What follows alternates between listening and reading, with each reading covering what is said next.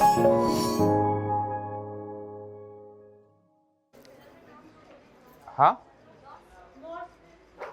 Notes मेरे जेब में तो बेटा है नहीं, देखो मैंने बात की है बड़े सर से और मिल जाएंगे आप लोगों को।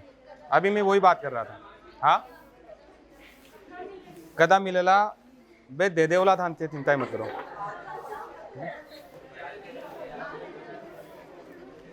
संत संप्रदाय पढ़ रहे थे हम लोग, तेज आवाज में। इतिहास वाले नोट्स मैंने बोला था पिछले, जब मैंने पढ़ाया था इतिहास, कितने बच्चे उनसे आप अरेंज कर लेना, ठीक है ना। जो पिछली बार मैंने इतिहास पढ़ाया था तो उनसे आप ले लेना, समझ गए।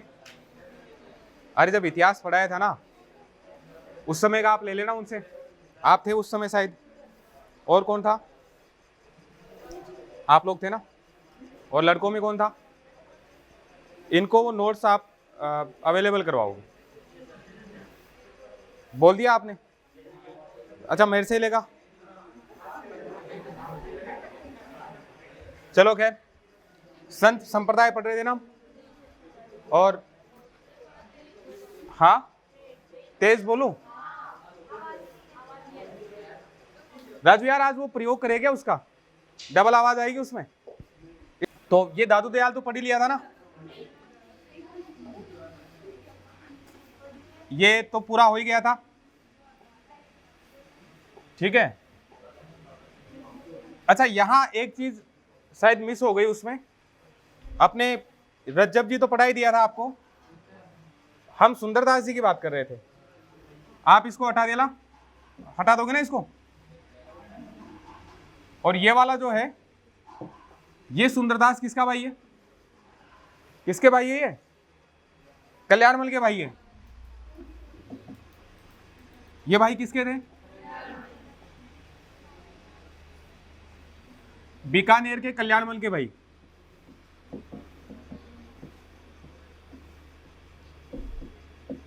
और कल्याणमल कहाँ है, बीकानेर। आपको मैंने बताया था कैसे कैसे ये साधु सन्यासी बन गए थे वो। एक दूसरे सुंदरदास जी और थे, इनको तो कौन से बोलते हैं हम लोग, एक छोटे थे,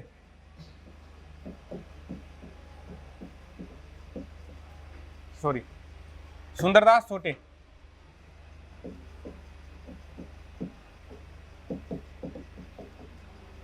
कहां के थे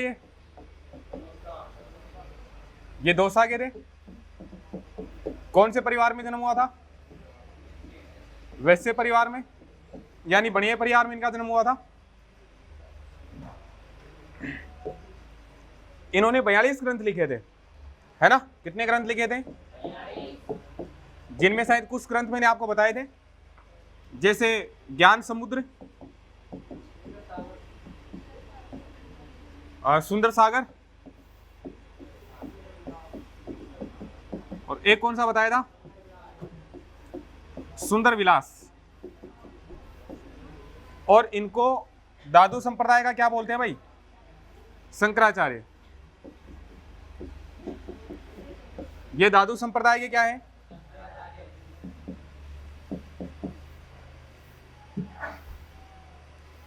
ये दादू संप्रदाय के शंकराचार्य थे, है ना। समझा दिया ही था मैंने आपको, कल बता दिया था ना।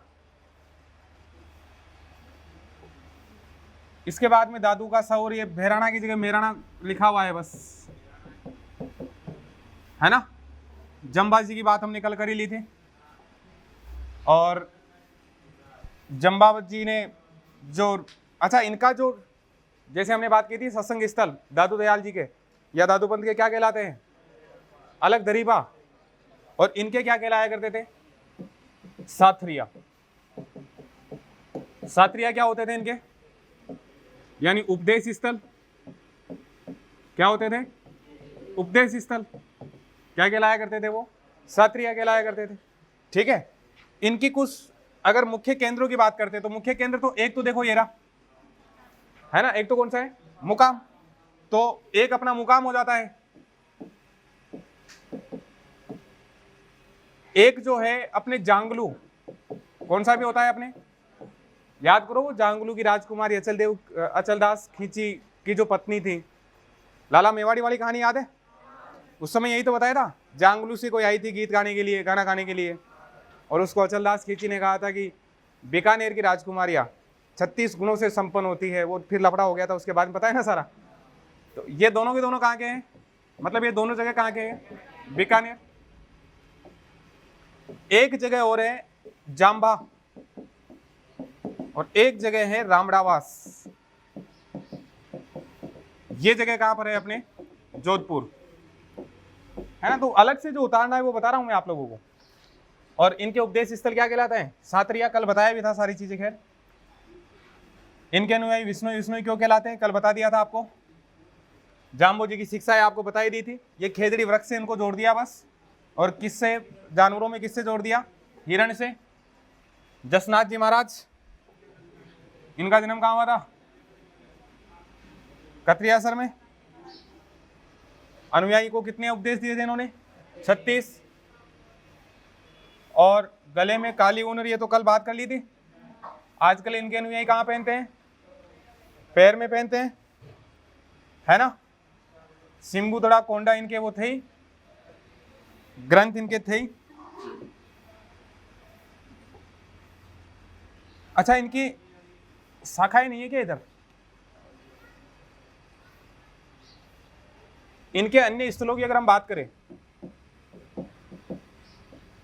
अन्य स्थलों में एक तो आता है अपने बमलू, एक तो कौन सा हो जाता है, बमलू। एक हो जाता है लिखमादेसर, बीकानेर में यही है। एक हो जाता है पुंडरासर,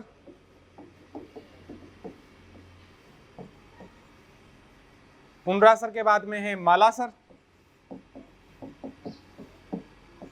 और एक इनका था पांचला सिद्धा।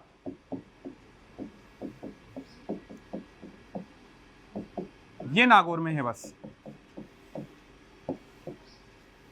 यहां पर बमलू में जो स्थापित की थी, जो ब्रांच स्थापित की थी, इनके शिष्य थे जिनका नाम था हारोजी।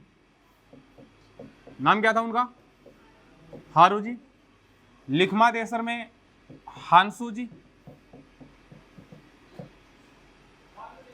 पुंडरासर में पालो जी, ये आदमियों के नाम है। मालासर में टोडर जी, और यहां पर जो संस्थापक थे वो कौन थे, बोयत जी। और पांचला सिद्धा जो है इसको क्या बोलते हैं, जसनाती संप्रदाय का मथुरा।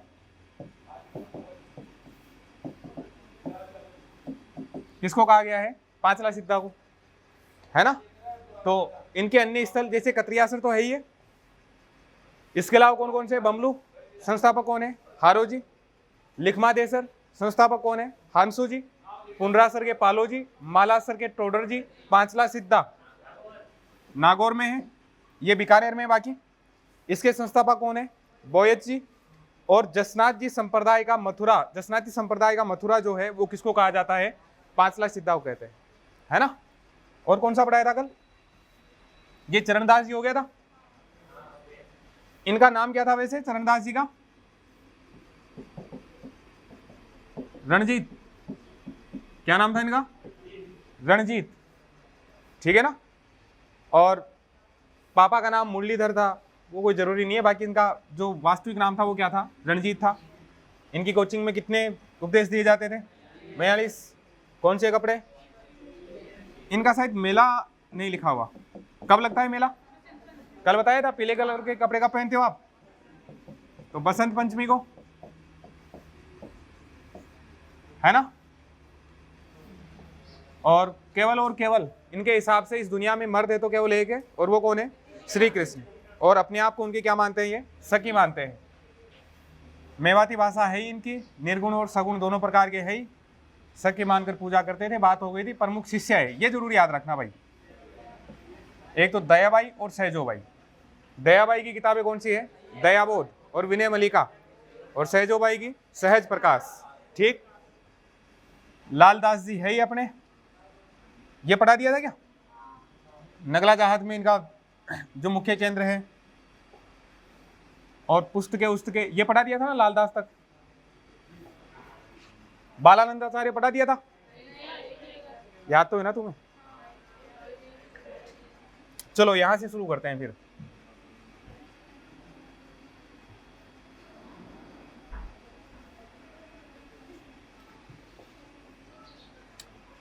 बालानंदाचार्य जो है,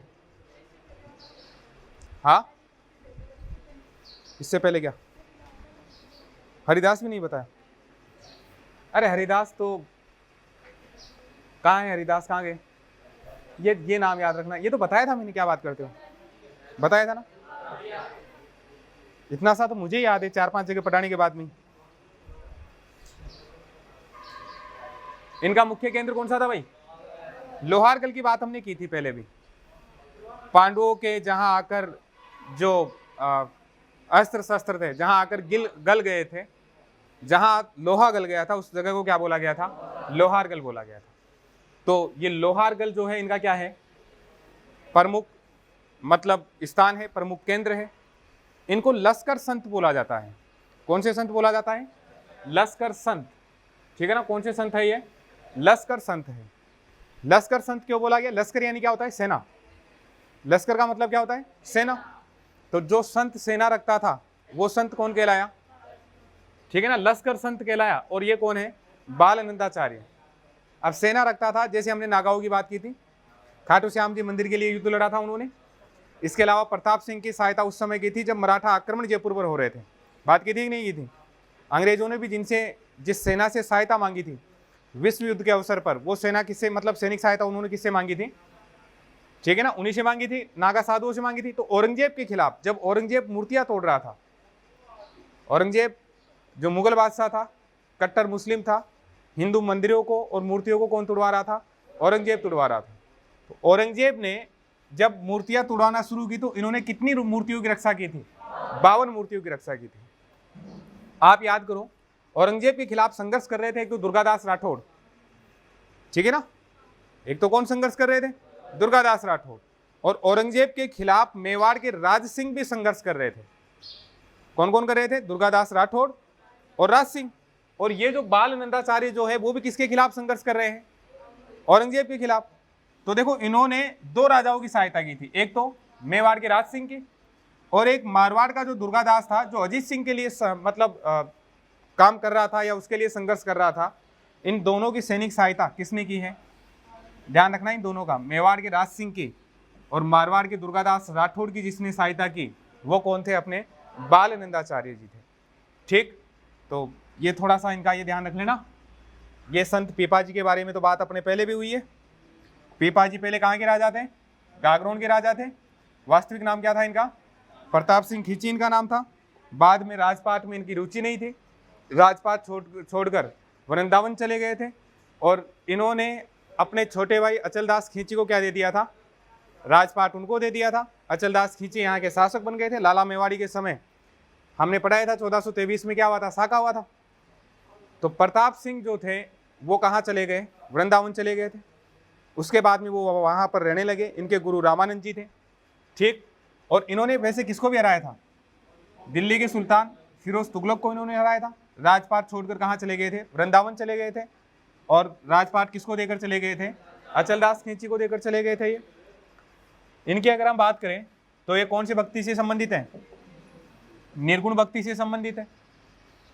वृंदावन में जाने के बाद में जीवन यापन करने के लिए इन्होंने कपड़े सिलना शुरू कर दिया था। कपड़े सिलने वाले कौन होते हैं? दर्जी होते हैं। तो दर्जी का काम किसने किया था? संत पीपा ने। इस कारण से इनको क्या बोला गया है? दर्जी समाज इन्हें अपना मुख्य देवता मानता है। जब आपको अचलदास खींची पढ़ा रहे थे, गागरोन पढ़ा रहे थे, उसी समय पर भी हमारी बात हुई थी कि संत पीपा की छतरी कहाँ पर है? गागरोन में। संत पीपा की छतरी कहाँ पर है? और संत पीपा की जो गुफा है वो कहाँ पर है? टोडा। जो टोडा कहाँ पर है? और ये जो पीपा इनका मंदिर कहाँ पर बना हुआ है? समदड़ी बाड़मेर में बना हुआ है। तो मंदिर तो समदड़ी बाड़मेर, गुफा कहाँ बनी हुई है? टोडा में। और इनकी छतरी कहाँ बनी हुई है? गागरोन, झालावाड़ में। जब गागरोन दुर्ग पड़ा था, शायद उस समय पर भी हमने बात की होगी कि इनकी ये छतरी वतरी जो थी, इनकी उस समय पर भी बात की होगी। अच्छा, एक चीज ये है कि टोडा का जो शासक था उस समय, यहां टोडा का जो शासक था उसका नाम था सूरसेन। टोडा गलत लिख दिया क्या?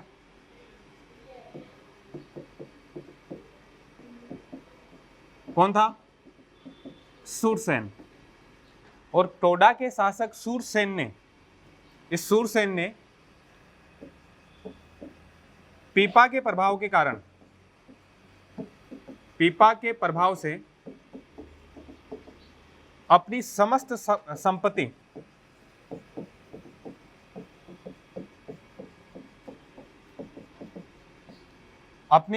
संपत्ति साधु सन्यासियों के लिए दान दे दी थी।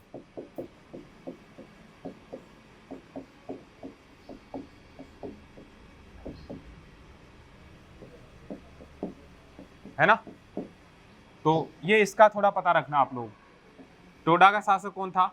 सूरसेन। और सूरसेन ने किसके मतलब प्रभाव में आकर? पीपा के प्रभाव में आकर उन्होंने अपनी सारी की सारी संपत्ति जो थी वो किसको दान में दे दी थी? साधु सन्यासियों के लिए दान में दे दी थी। तो ये आप पता रखोगे कि टोडा का शासक कौन था जिसने पीपा के प्रभाव में आकर अपनी संपत्ति दान में दे दी थी? वो कौन है? सूरसेन है। गुरु की बात अभी हमने की है, इनके गुरु कौन थे? रामानंद।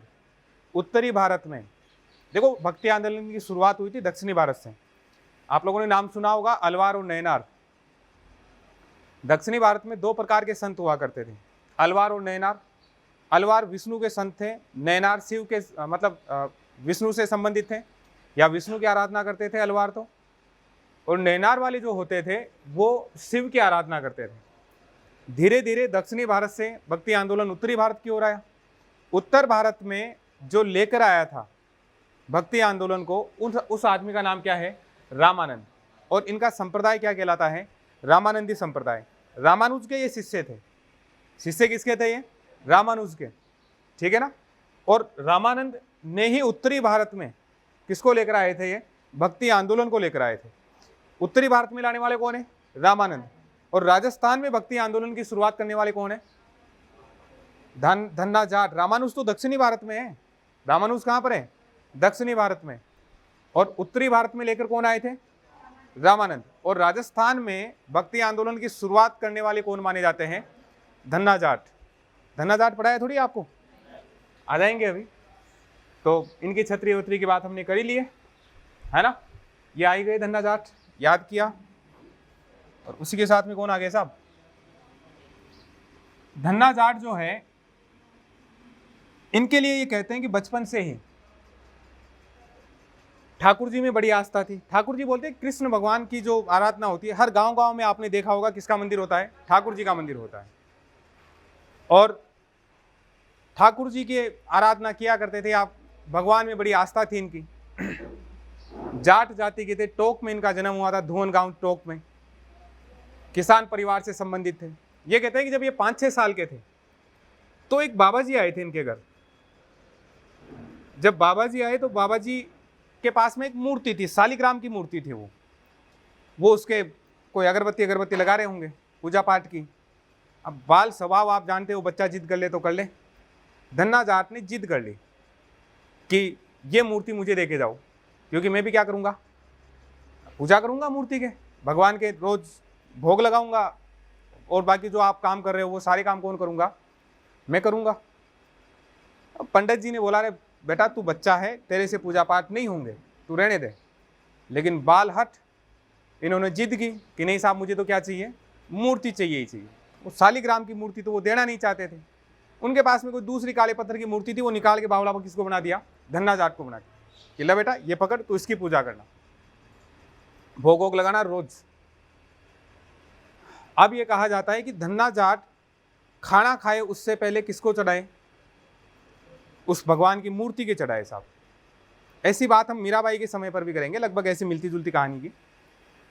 तो धन्ना जाट जो है, जैसे बाजरे की रोटी वोटी इनको दी जाती थी खाने के लिए, धन्ना जाट को जैसे मान लो 2 रोटी दे दी गई हो, आप सोच रहे होंगे उस जमाने के टाबर भी 2 रोटी खा जाया करते थे क्या, है ना। उस जमाने के लोगों की डाइट ज़्यादा होती थी, शक्ति, तभी तो उनमें ताकत होती थी। अब दोनों के दोनों रोटियां रख दी उसने भगवान की मूर्ति के सामने, आप खाओ फिर उसके बाद में मैं खाऊंगा। अब मूर्ति कहाँ से खाना खाने वाली थी, शाम हो गई, शाम तक मूर्ति ने खाना नहीं खाया। सोचा घर वाले लड़ देंगे अभी, तो रोटियों को कहाँ ले जाकर डालकर आ गए, वो जंगल में डाल के आ गए।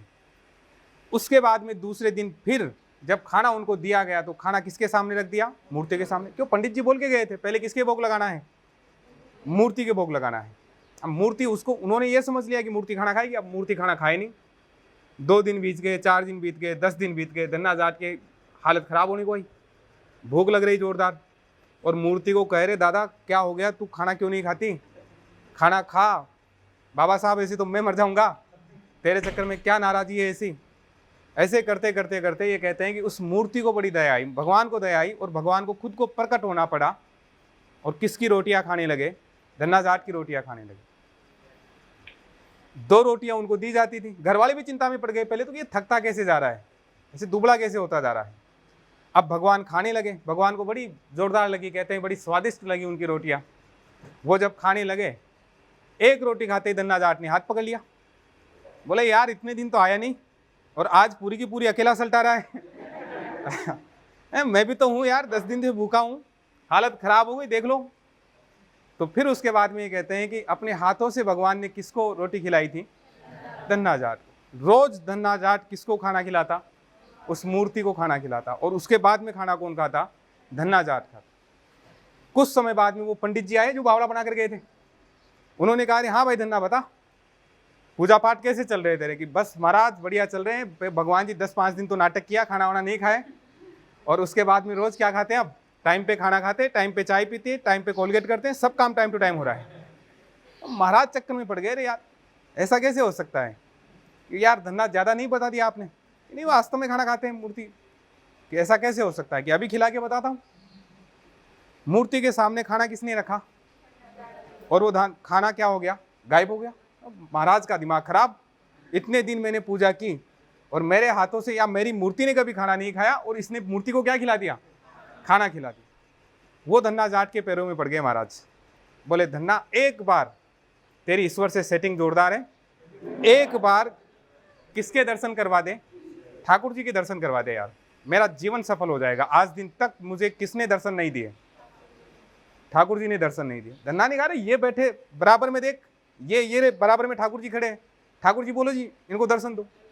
फिर उसके बाद में ये कहते हैं कि धन्ना जाट के कहने पर ठाकुर जी ने किसको दर्शन दिए थे, उस ब्राह्मण को दर्शन दिए थे। इतना जोरदार भक्त जो हुआ था वो कौन हुआ था, धन्ना जाट हुआ। फिर बड़े हो गए, ब्याह गए, सब हो गए। शादी होने के बाद भी जो बचपन से आदमी इतना भक्ति में लीन हो, आपको पता है वो बाद में भी भक्ति में ही रहेगा।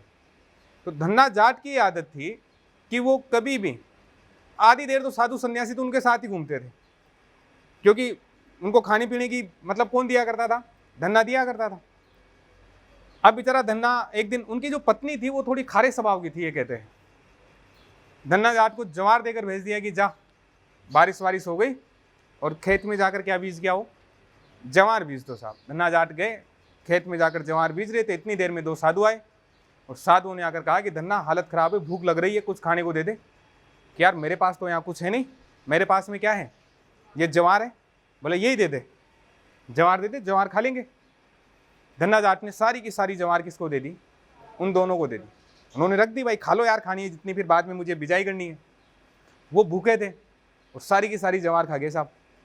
अब बीजने के लिए है नहीं, लुगाई के पास दोबारा दाने की हिम्मत किसकी नहीं है, धन्ना जाट की नहीं है, क्योंकि वो गालियाँ निकालेगी।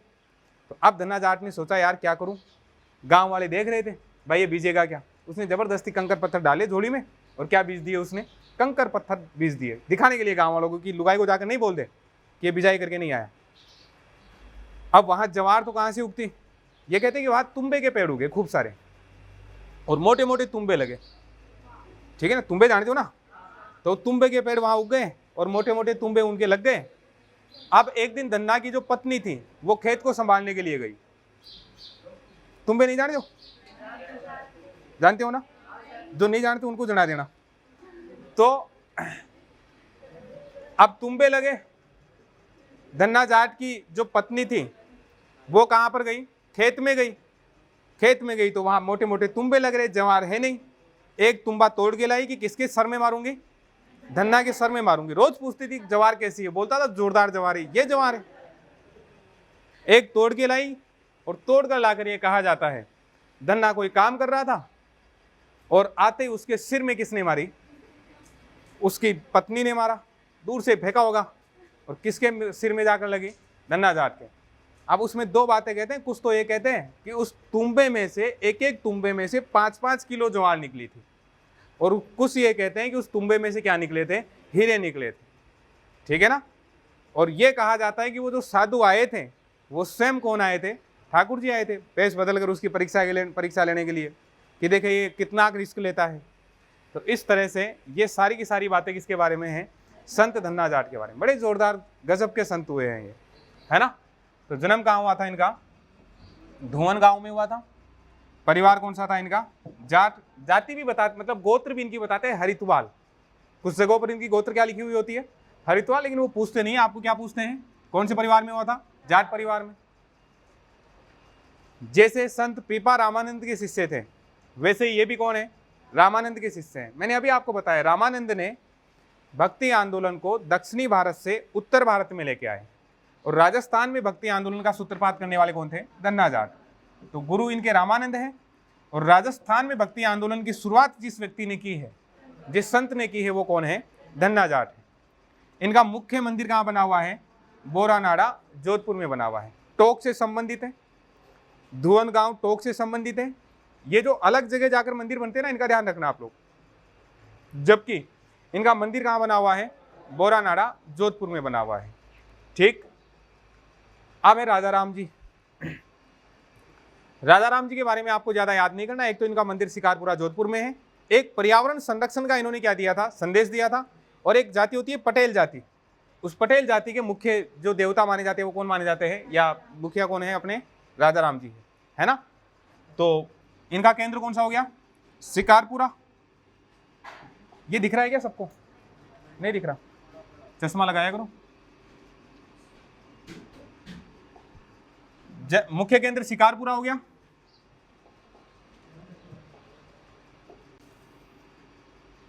है ना। और कौन सी जाति के? पटेल जाति के। और किसका संदेश दिया था इन्होंने? पर्यावरण संरक्षण का। पर्यावरण संरक्षण से जुड़े हुए राजा राम जी भी है, और पर्यावरण संरक्षण से संबंधित हमने बात की थी, कौन भी थे? जाम्बव जी भी थे। ठीक। जिनका संप्रदाय कौन सा था? विष्णोई संप्रदाय था। तो एक हमने उनकी बात की थी।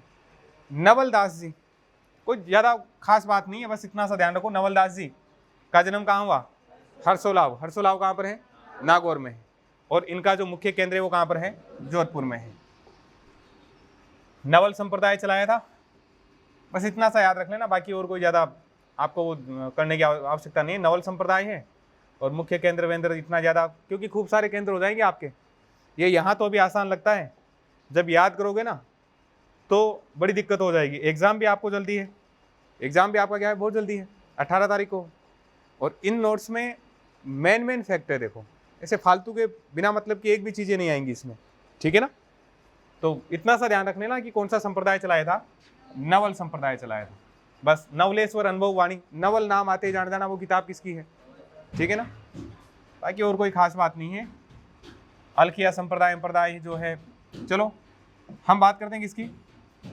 संत दास जी की। इसमें भी आपको दो ही चीज याद रखनी है। एक तो इनका संप्रदाय याद रखना। संप्रदाय पूछा जाता है, गूदड़ संप्रदाय। संप्रदाय कौन सा है इनका? गूदड़ संप्रदाय। गूदड़ जानते हो? गुदड़ी जानते हो? ये गुदड़ी उड़ के बैठे रहते थे। क्या उड़ के बैठे रहते थे? गुदड़ी। गुदड़ी जानते हो ना? गुदड़ा, गुदड़ी सब लोग जानते होंगे आप लोग। यहाँ ये समस्या नहीं है। देखो, जयपुर की तरफ एक समस्या होती है, आधे लोग जानते नहीं है, आधे नहीं 10-1% नहीं जानते, आधे लोग पाखंड करते हैं, बोले हम जानते नहीं है, बाकी जानते सब है। राजस्थान का होकर गुदड़ी नहीं जानता, ऐसा हो सकता है क्या? तो गुदड़ी जानते होंगे। गुदड़ा की जो मिसेज होती है वो कौन सी होगी? गुदड़ी। तो कौन सा संप्रदाय हो गया इनका? गूदड़ संप्रदाय। मुख्य केंद्र कहाँ पर है? भीलवाड़ा में। और भीलवाड़ा में भी जो जगह है कौन सी है? दातड़ा है। ठीक। ये दो ही चीज याद रखना बस। अच्छा, इसमें भी दो ही लिखी हुई है। नरहड़ पीर, ये गजब के संत हुए हैं देखो, ठीक है ना। नरहड़ पीर जो है, नरहड़ कहां पर है? झुंझुनू में है। नरहड़ कहां पर है? झुंझुनू। जब हमने राजस्थान की ज्योग्राफी पढ़ी थी तो जब उसी समय आपको बताया था कि शेखावाटी का उच्च क्षेत्र जो है, जहां पुराने जलोढ़ मैदान हैं, ठीक है ना, उनको हम लोगों ने क्या कहा था? बांगड़ या बांगर। उनको क्या बोला था? दो शब्द पढ़े थे हमने, एक तो बांगर और एक खादर। नवीन जलोढ़ मैदान है उनको तो खादर, और पुराने जलोढ़ मैदानों को हमने क्या बोला था? बांगड़। नवीन जलोढ़ मैदान वहां पर बनेंगे जहां नदी आज भी बहती है, और जहां आज नदियां नहीं बहती है वहां पर नवीन जलोढ़ मैदान नहीं बनेंगे, और वो कैसे होंगे? पुराने होंगे। तो शेखावाटी की उच्च भूमि में नदियां बहती नहीं है, और यहाँ के पुराने जलोढ़ मैदान है जिनको हमने क्या कहा था? बांगर। इस बांगर को ही बाद में क्या बोल दिया? बांगड़, या इसी को क्या बोला गया? बागड़।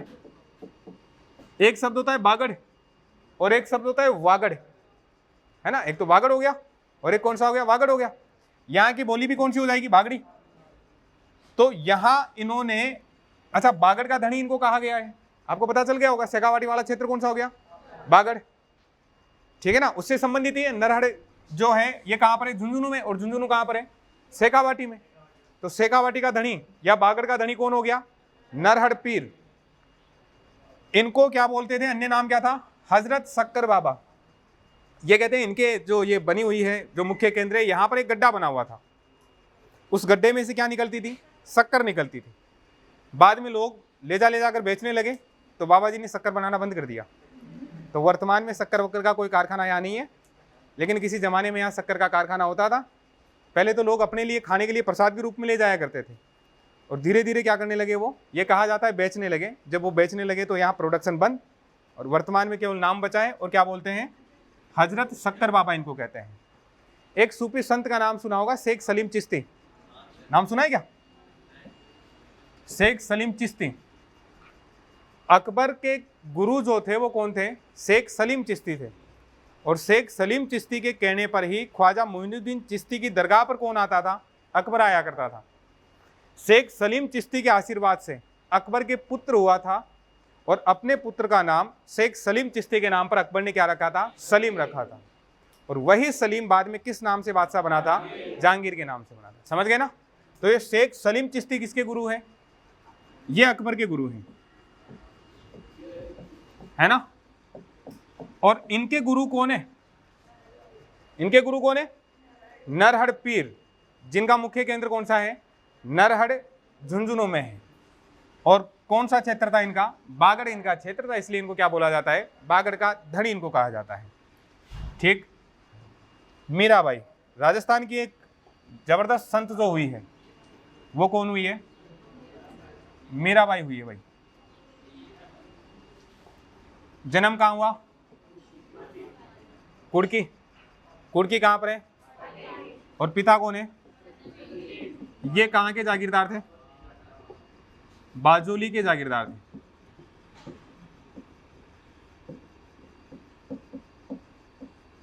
है ना। कहां के जागीरदार थे ये? हम जब बात करते हैं तो आपने पढ़ा है जोधा? अरे राव जोधा पढ़ा था? जोधा के बाद में जो शासक बना वो तो कौन बना? राव सातल। कौन बन गया? जोधा का एक पुत्र था बीका। बीका कहां चला गया? उसने क्या बसा दिया, है ना। इसका एक और पुत्र था जिसका नाम क्या था? दूधा। क्या नाम था उनका? दूधा। इस दूधा को जो जागीर दी गई थी वो जागीर कौन सी दी गई थी? मेड़ता की जागीर। कौन सी दी गई थी? मेड़ता की जागीर दी थी।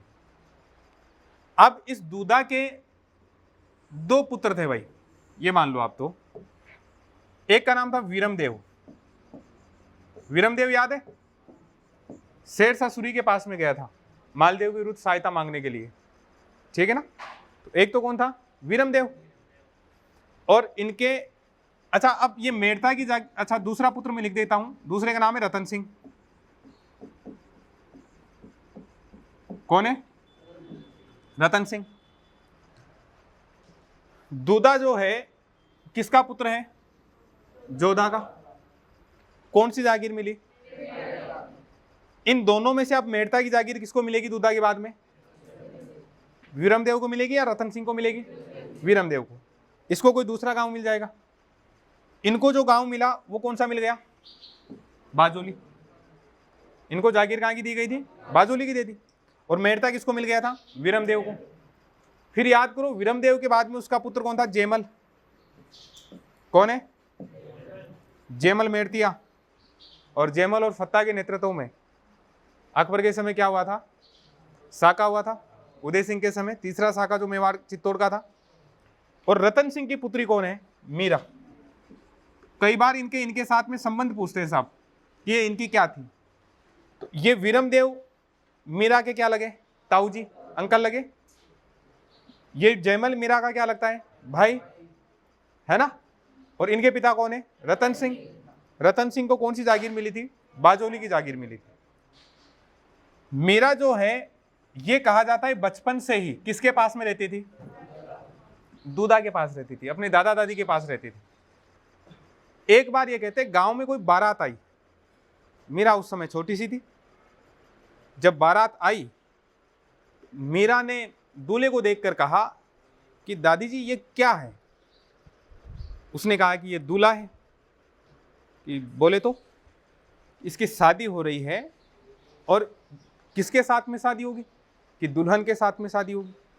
दुल्हन कौन है? वो बता दिया, वो फलानी छोरी जो है वो अपने पास में, उसके यहाँ उसकी शादी होगी। तो फिर मेरा भाई बाल स्वभाव वही कि फिर मेरी भी शादी होगी। कि हाँ, तो मेरा दूल्हा कहाँ है? दादी बताए किसको? जिद करने लगी, मुझे बताओ मेरा दूल्हा कहाँ है। तो इनका परिवार शुरू से कृष्ण भक्ति किया करता था। तो उस बच्ची को, छोटी सी मीरा बाई को, उनके दादा दादी ने बता दिया, कृष्ण भगवान की मूर्ति बता दी कि ये रहा तेरा दूल्हा, देख लिया आप? बोला हाँ देख लिया। ये कहते हैं कि उसी समय से मीरा अपना पति किसको मानने लगी? श्री कृष्ण को मानने लगी। अब मीरा बड़ी हुई तो शादी भी करनी थी। मीरा का जो विवाह हुआ राणा सांगा के पुत्र भोजराज के साथ हुआ। यह कहा जाता है कि भोजराज को उसने कह दिया था कि मैं मन से अपना पति किसको मानती हूं? श्री कृष्ण को मानती हूं। सांसारिक ये बंधनों में मैं बंधना नहीं चाहती, और मैं मेरा पूरा जीवन किसको समर्पित कर चुकी हूं? श्री कृष्ण को समर्पित कर चुकी हूं। भोजराज बड़े अच्छे व्यक्ति थे। उन्होंने कहा कि कोई दिक्कत नहीं है, आप अपनी भक्ति में लीन रहो, मैं कभी आपको डिस्टर्ब भी नहीं करूंगा। तो मीरा वहां पर किसकी पूजा करती थी? श्री कृष्ण की पूजा किया करती थी। एक बात ये भी बताते हैं कि एक बार, आप जानते हो मजे लेने वाले ज्यादा लोग होते हैं, है ना। दोस्त ज्यादा मजे लेने वाले होते हैं। तो किसी दोस्तों ने या किसी साथियों ने कहा भोजराज से कि यार तू क्या आदमी है यार, तेरी जो पत्नी है वो सारे दिन किसके मंदिर में रहती है? श्री कृष्ण के मंदिर में रहती है। सुबह शाम हम तो तब भी देखते हैं, तब वो भजन करती रहती है, भगवान का नाम लेती रहती है। क्या मतलब है यार, वो तो प्रेम किससे करती है? श्री कृष्ण से करती, तेरे से प्रेम नहीं करती। भोजराज ने बड़ा जोरदार उत्तर दिया था कि तुम बावड़े हो भाई, मेरा जो कंपटीटर है वो कौन है? श्री कृष्ण है। मेरा कंपटीशन किस आदमी के साथ में है? श्री कृष्ण के साथ में, तुम्हारे जैसे कोई नूरे जमूले लोगों के साथ में नहीं है। ये बात किसने कही थी? भोजराज ने कही थी। तो अब मीरा पूजा करती थी, कोई दिक्कत नहीं थी, कृष्ण भक्ति में लीन रहती थी। सांगा को भी कोई दिक्कत नहीं थी, भोजराज जी को भी कोई दिक्कत नहीं थी। फिर ये कहते हैं कुछ समय बाद में भोजराज जी किसी युद्ध में शहीद हो गए थे, और इनके जो पिता थे रतन सिंह, वो भी खानवा के युद्ध में शहीद हो गए थे। ये भी कौन से युद्ध में शहीद हो गए थे? खानवा। समझ जाओगे ना, ये खानवा के युद्ध में ये भी शहीद हो गए। और आपको पता है खानवा के युद्ध के कुछ समय बाद राणा सांगा भी क्या हो गए थे? स्वर्ग लोक को प्राप्त हो चुके थे या मर चुके थे राणा सांगा भी। आपको पता है राणा सांगा के बाद में रतन सिंह मेवाड़ के शासक बने थे। ये वाले रतन सिंह नहीं है। राणा सांगा के ज्येष्ठ पुत्र कौन बने थे? रतन सिंह। रतन सिंह को भी कोई दिक्कत नहीं कि कौन पूजा अर्चना करती है, मीरा करती है, करने दो। रतन सिंह और सूरजमल हाड़ा जो बूंदी के थे, ये कहा जाता है कर्मावती के भाई थे वो। तो सूरजमल हाड़ा से लड़ते हुए कौन शहीद हो गए थे? रतन सिंह भी शहीद हो गए थे। रतन सिंह के बाद में मेवाड़ के महाराणा बने थे विक्रमादित्य, और विक्रमादित्य को इस बात से ऑब्जेक्शन था कि मीरा क्यों सारे दिन मंदिर में भक्ति में लीन रहती है, साधु सन्यासियों के साथ में घूमती रहती है, मंदिर में नृत्य करती रहती है। और एक गुरु थे इनके, रैदास। कौन थे मीरा के गुरु? रैदास।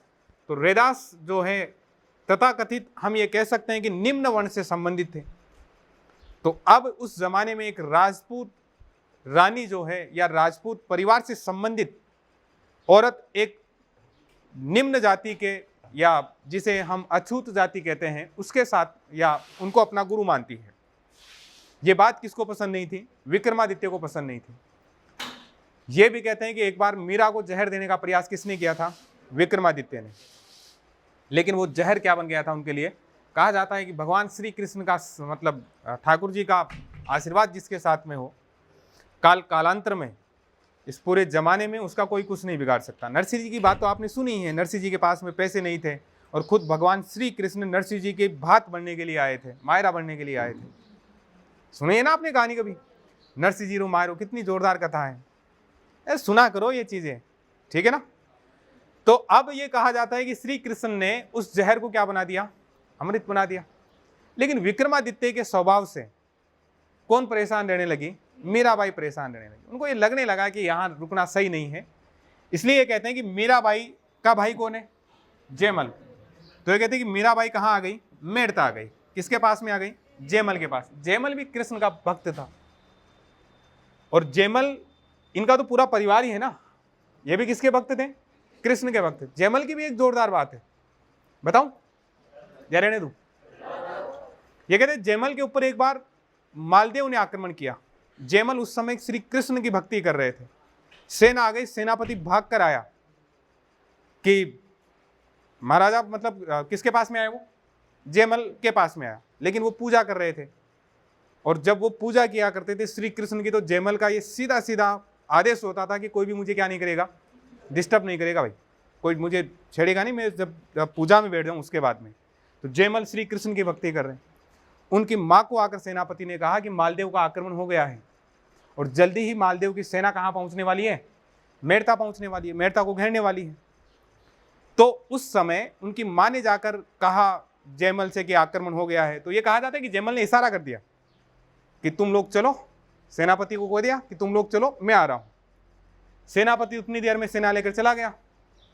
जोरदार युद्ध हुआ, और इधर जयमल तो किसकी भक्ति में लीन रहा? श्री कृष्ण की भक्ति में लीन रहा। जयमल की सेना ने मालदेव की सेना को पराजित किया, और जयमल के मतलब ये मान के चलो कि जय जयकार करते हुए वो वापस लौट रहे थे। अब बाहर आवाज आई, तब तक इनकी पूजा पाठ भी कंप्लीट हो गए थे। जयमल बाहर आए, और जयमल के बाहर आते ही सैनिकों ने कहा, सेनापति ने कहा, क्या गजब का युद्ध किया आपने, और जोरदार ही लड़े भाई आज तो। जयमल ने कहा, मैं? बोले हाँ आप? अरे कि मैं तो यहीं था, मैं तो पूजा में था, पूजा कर रहा था। मैं बोले क्या मजाक कर रहे हो यार, मार भाग भाग के मार रहे थे सारे सैनिकों को एक एक साथ 10-10 सैनिकों को मार रहे थे, एक लात में 50 सैनिक जा रहे थे। साउथ वाली मूवीज देखी होगी आपने? बोले वो साउथ वाले आलू अर्जुन लग रहे थे आप उस समय वो सॉरी क्या नाम है उसका, प्रभास। आलू अर्जुन थोड़ा छोटा है, प्रभास लग रहे थे कि तो अब जयमल कंफ्यूजन में पड़ गया। बोले यार मैं तो पूजा कर रहा था, मैं तो मंदिर में था, वहां मैं कहां से गया? कि यार सही सही बता कि हाँ आप थे, आप लड़ रहे थे, बाकी लोगों को पूछ लो। बाकी ने भी कहा देखो महाराज झूठ मत बोलो यार, देखो आपने वास्तव में लड़ाई जोरदार लड़ी है। जयमल जी को डाउट हुआ कि कोई ना कोई गड़बड़ किसने कर दी, श्री कृष्ण ने की होगी, ठाकुर जी ने की है। जयमल वापस किसके पास में गए? मंदिर में गए। तो कहते हैं जब वो मंदिर में गए तो उस मूर्ति के पसीने आ रहे थे, क्योंकि मूर्ति श्री कृष्ण कहाँ लड़के आए थे? रण क्षेत्र में लड़के आए थे। उसके बाद में भगवान श्री कृष्ण की मूर्ति का एक कुंडल भी गायब था, जो कुंडल पहन रखा था उन्होंने वो भी गायब था। जयमल समझ चुके थे कि युद्ध करने कौन गया था? स्वयं श्री कृष्ण जयमल बनकर गए थे। उसके बाद में उस युद्ध क्षेत्र में कौन गया? जयमल गया। जयमल गया तो वो कुंडल उसको कहाँ से मिला था? उस युद्ध क्षेत्र से मिला था। उस जगह का नाम आज भी कुंडल है। देखो, जहां से वो कुंडल जयमल को मिला था उस जगह को क्या बोलते हैं? कुंडल बोलते हैं आज भी। तो इस प्रकार से किसके लिए युद्ध लड़ा था श्री कृष्ण ने? और जयमल के ऊपर आक्रमण किसने किया था? मालदेव ने। फिर मीराबाई पे लौटते हैं। मीराबाई कहाँ आ गई? मेड़ता आ गई। और मेड़ता का राजा कौन है? जयमल है। अब जब मीराबाई यहाँ आ गई तो मीराबाई को अब लगने लगा कि कुछ 2-4 धाम जो है प्रसिद्ध धाम है श्री कृष्ण के, वो घूम लूँ। जयमल ने कहा कि ठीक है, आप घूम के आ सकते हो। मीराबाई घूमने के लिए गई, मथुरा वृंदावन इधर घूमते घूमते घूमते रणछोड़ मंदिर जो है गुजरात में, द्वारिका, वहां पहुंच गए साहब। जब वहां मीराबाई चली गई तो ये कहते हैं उनके जाने के बाद में मेड़ता में अकाल पड़ा, और बहुत भयंकर अकाल पड़ा। जयमल ने अपने राज पुरोहित को बुलाया, महाराज को बुलाया कि महाराज ऐसा क्या हो रहा है पिछले 1 साल से। तो उन महाराज ने कहा कि जिस धरती पर मीरा रहती हो और मीरा जिस धरती को छोड़कर चली जाए तो उसमें अकाल नहीं पड़ेगा तो क्या होगा? वापस किसको बुलाया जाए? मीरा को बुलाया जाए। तो ये कहते हैं कि जयमल ने कुछ ब्राह्मणों को भेजा कि किसको बुला के लाओ? मीराबाई को वापस बुला के लाओ। मीराबाई के पास में वो ब्राह्मण गए तो मीराबाई ने आने से मना कर दिया। मीराबाई ने आने से मना कर दिया और ब्राह्मणों ने कहा कि देखो, जयमल जी ने साफ साफ कहकर भेजा है कि मीराबाई नहीं आए तो मुझे बोल देना, मैं भी आ जाऊंगा वहीं पे, क्योंकि अकाल वकाल पड़ रहा है, तो जनता मर रही, तो एक राजा का कर्तव्य है या तो जनता को बचाओ, नहीं तो फिर मैं नहीं बचा पा रहा हूं तो मैं भी क्या ले लूंगा? संन्यास ले लूंगा, और लेकर ही आना है, लेकर नहीं आए तो तुम भी गए काम से। तो उन्होंने कहा मीराबाई, जयमल हमें ठोकेगा, आप चलो, नहीं तो हम रीते नहीं जा सकते, खाली हाथ नहीं जा सकते। तो मीराबाई ने सोचा कि ये ब्रह्म हत्या का दोष भी मुझे लगेगा, तो इसलिए ये कहते हैं कि मीराबाई ने कहा कि मैं एक बार धोख लगा के आती हूँ श्री कृष्ण की मूर्ति के और फिर चलते हैं। तो ये कहा जाता है कि मीराबाई मंदिर में गई। कुछ समय तक जब मीराबाई वापस नहीं आई तो ब्राह्मणों ने सोचा यार इतना टाइम किसमें लगा दिया, बस जाने वाली है। तो वो मंदिर में गए तो ये कहा जाता है कि मीराबाई तो दिखी नहीं, और मीराबाई का दुपट्टा किसमें प्रवेश कर रहा था? उस रणछोड़ मंदिर की मूर्ति में प्रवेश कर रहा था, और धीरे धीरे वो दुपट्टा किसमें प्रवेश कर चुका था? उस मंदिर की मूर्ति में प्रवेश कर चुका था। तो इसलिए कहते हैं कि मीराबाई जो है वो किसमें विलीन हो गई थी? किसमें विलीन हो गई थी? श्री कृष्ण की मूर्ति में विलीन हो गई थी। अच्छा, कृष्ण भक्ति के बारे में खूब सारी कहानियां हम लोग सुनते हैं, देखो, और कुछ ना कुछ घटनाएं तो घटी है, नहीं तो कहानियां ऐसे होती नहीं है। देखो, नहीं तो अगर कहानियां ऐसे ही बन सकती थी, ऐसे ही चल सकती थी, तो आप अपने दादा बाबा मतलब परदादा की कहानियां चला देते अब तक मार्केट में। अगर ऐसे ही चलती तो चला देते कि नहीं चला देते? और मेरे दादाजी 50 100 200 लोगों को तो उठा उठा कर फेंक दिया करते थे, अब तक कहानियां चल रही होती शायद।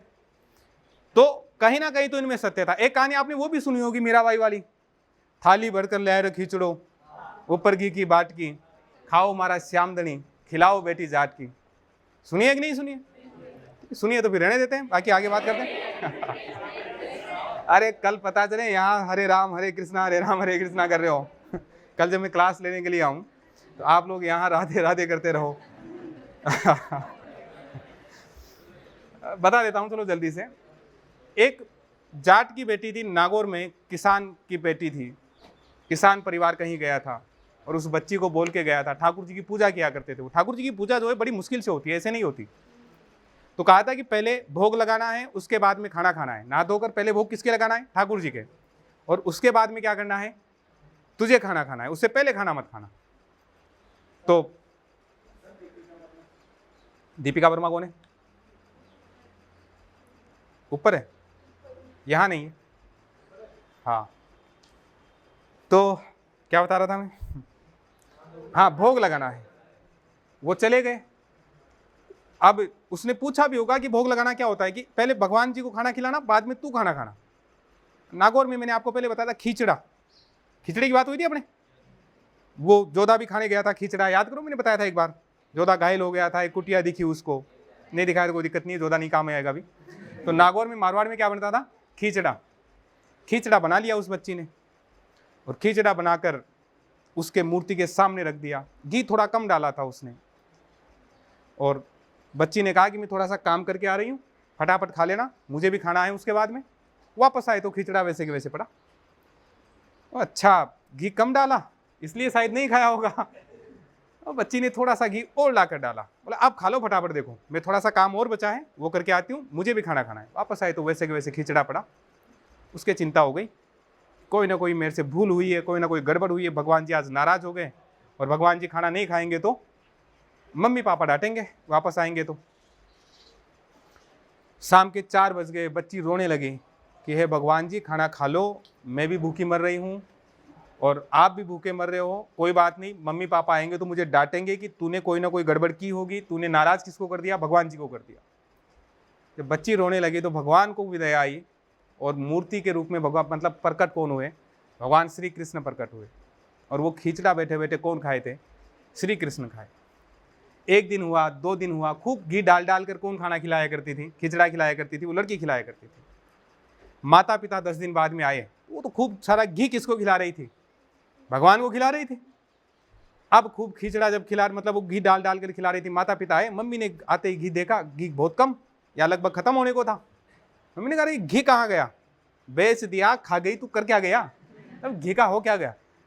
बच्ची ने कहा कि कौन खा गए, अब भगवान जी खा गए, वो बहुत, मतलब भगवान जी कितने मतलब चटोकड़े हैं। मैंने मम्मी थोड़ा सा घी डाला था तो भगवान जी ने खाया ही नहीं, हाथ ही नहीं लगाया, फिर थोड़ा ज़्यादा डाला तब उसके बाद में खाना खाया। मम्मी ने कहा क्यों झूठ बोल रही है, भगवान जी भी कोई घी खाते हैं क्या, कैसे नहीं खाते, कि खिला के दिखा कि हाँ आज लाओ देख खिलाती हूँ। बच्ची ने फिर जाकर भगवान से हाथ जोड़े कि भगवान चोर बना दिया आपने मुझे, चोरी का इल्ज़ाम लग रहा है, CBI ED पीछे पड़ी है, आप ही बचा सकते हो, आज और खिचड़ा खा लो और मम्मी को दिखा दो कि आपने खाया था घी। तो बच्ची के उस आग्रह पर उसके माता पिता के सामने भगवान ने क्या खाया था, वो खिचड़ा खाया था साहब। ये ऐसी ऐसी कहानियाँ, आज भी ऐसी कहानियाँ वर्तमान में भी सुनते हैं। और इन कहानियों में अगर दम नहीं होता, कभी मथुरा वृंदावन जाना आप लोग, विदेशी लोग बड़े बड़े लाखों करोड़ों रुपए का पैकेज छोड़कर यहाँ श्री कृष्ण की भक्ति में नहीं होते, वो लोग है कि नहीं है। तो ये हमारी कौन है, मीरा, बात बताई थी मैंने। रतन सिंह पिता का नाम है, वीर कंवर माता का नाम है। पति कौन है इनके, भोजराज, जो किसके पुत्र थे, सांगा के पुत्र थे। मीराबाई का बचपन किसके पास में बीता था, दादाजी। दादाजी कौन है, दूधा। ये देख लो यहाँ रतन सिंह पिता है और दादा कौन हो गए, दूधा।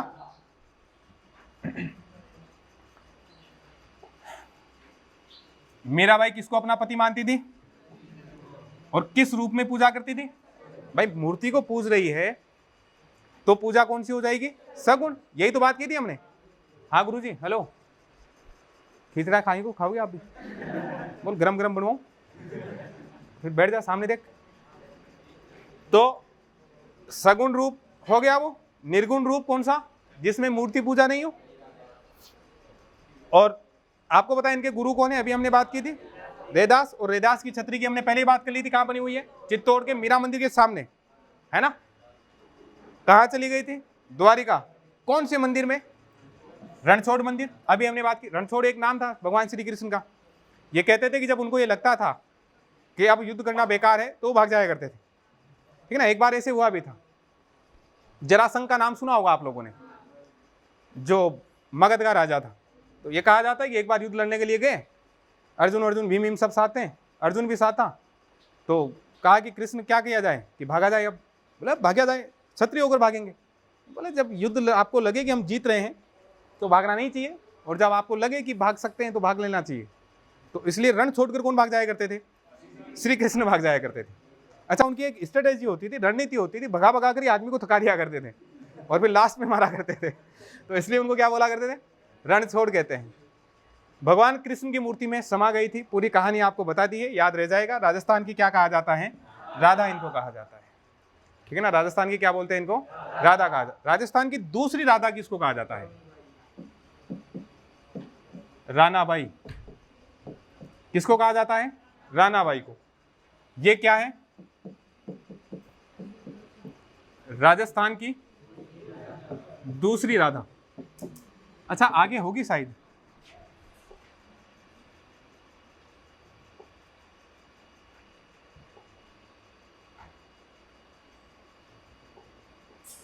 नहीं है, गौरीबाई तो है। राजस्थान की दूसरी राधा किसको कहा गया है, रानाबाई को कहा गया है।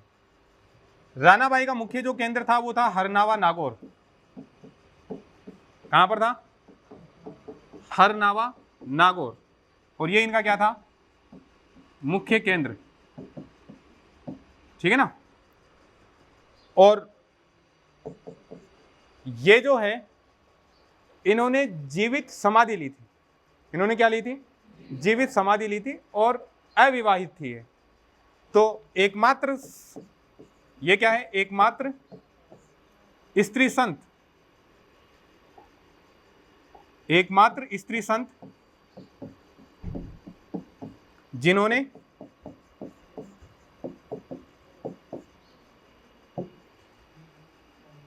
अविवाहित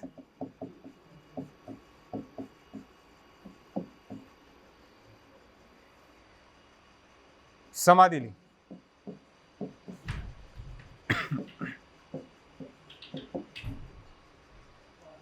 इसको मैं थोड़ा सा, वाक्य मुझे अटपटा लग रहा है ना, क्या पता तुम्हें भी लग रहा होगा।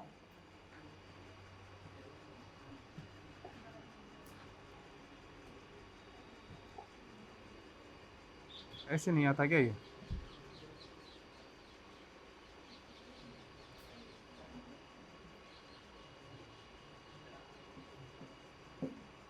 ठीक है। यहां लिख देना अविवाहित, है ना, यहां लिख देना आप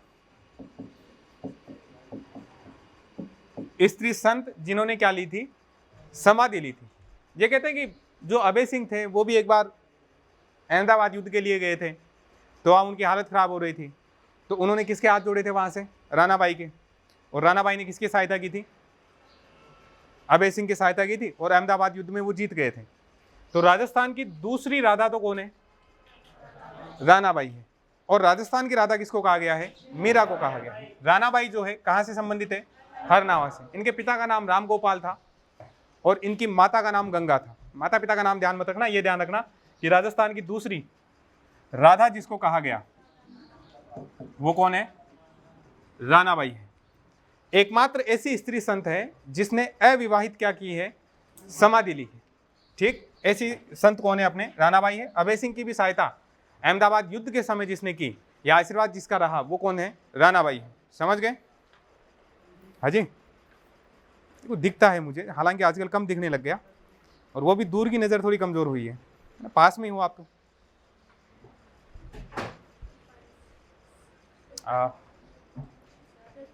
हाजी, पानी भूल गया था क्या मैं आज?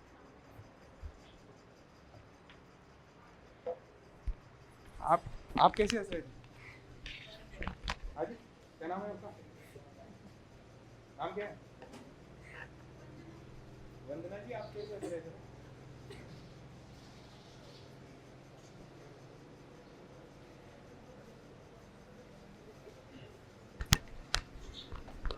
एक तो ये कहते हैं कि साधु सन्यासियों की कथा में नहीं हंसना चाहिए, और एक जब मैं पढ़ाऊं तो नहीं हंसना चाहिए, तो श्राप लगता है उसको, है ना, बिना मतलब। चलो, ठाकुर जी का भक्त हूं मैं, श्राप दे दूंगा, ध्यान रखना। अब हम बात कर रहे थे मीराबाई। अच्छा, एक जोरदार बात महात्मा गांधी ने कही है।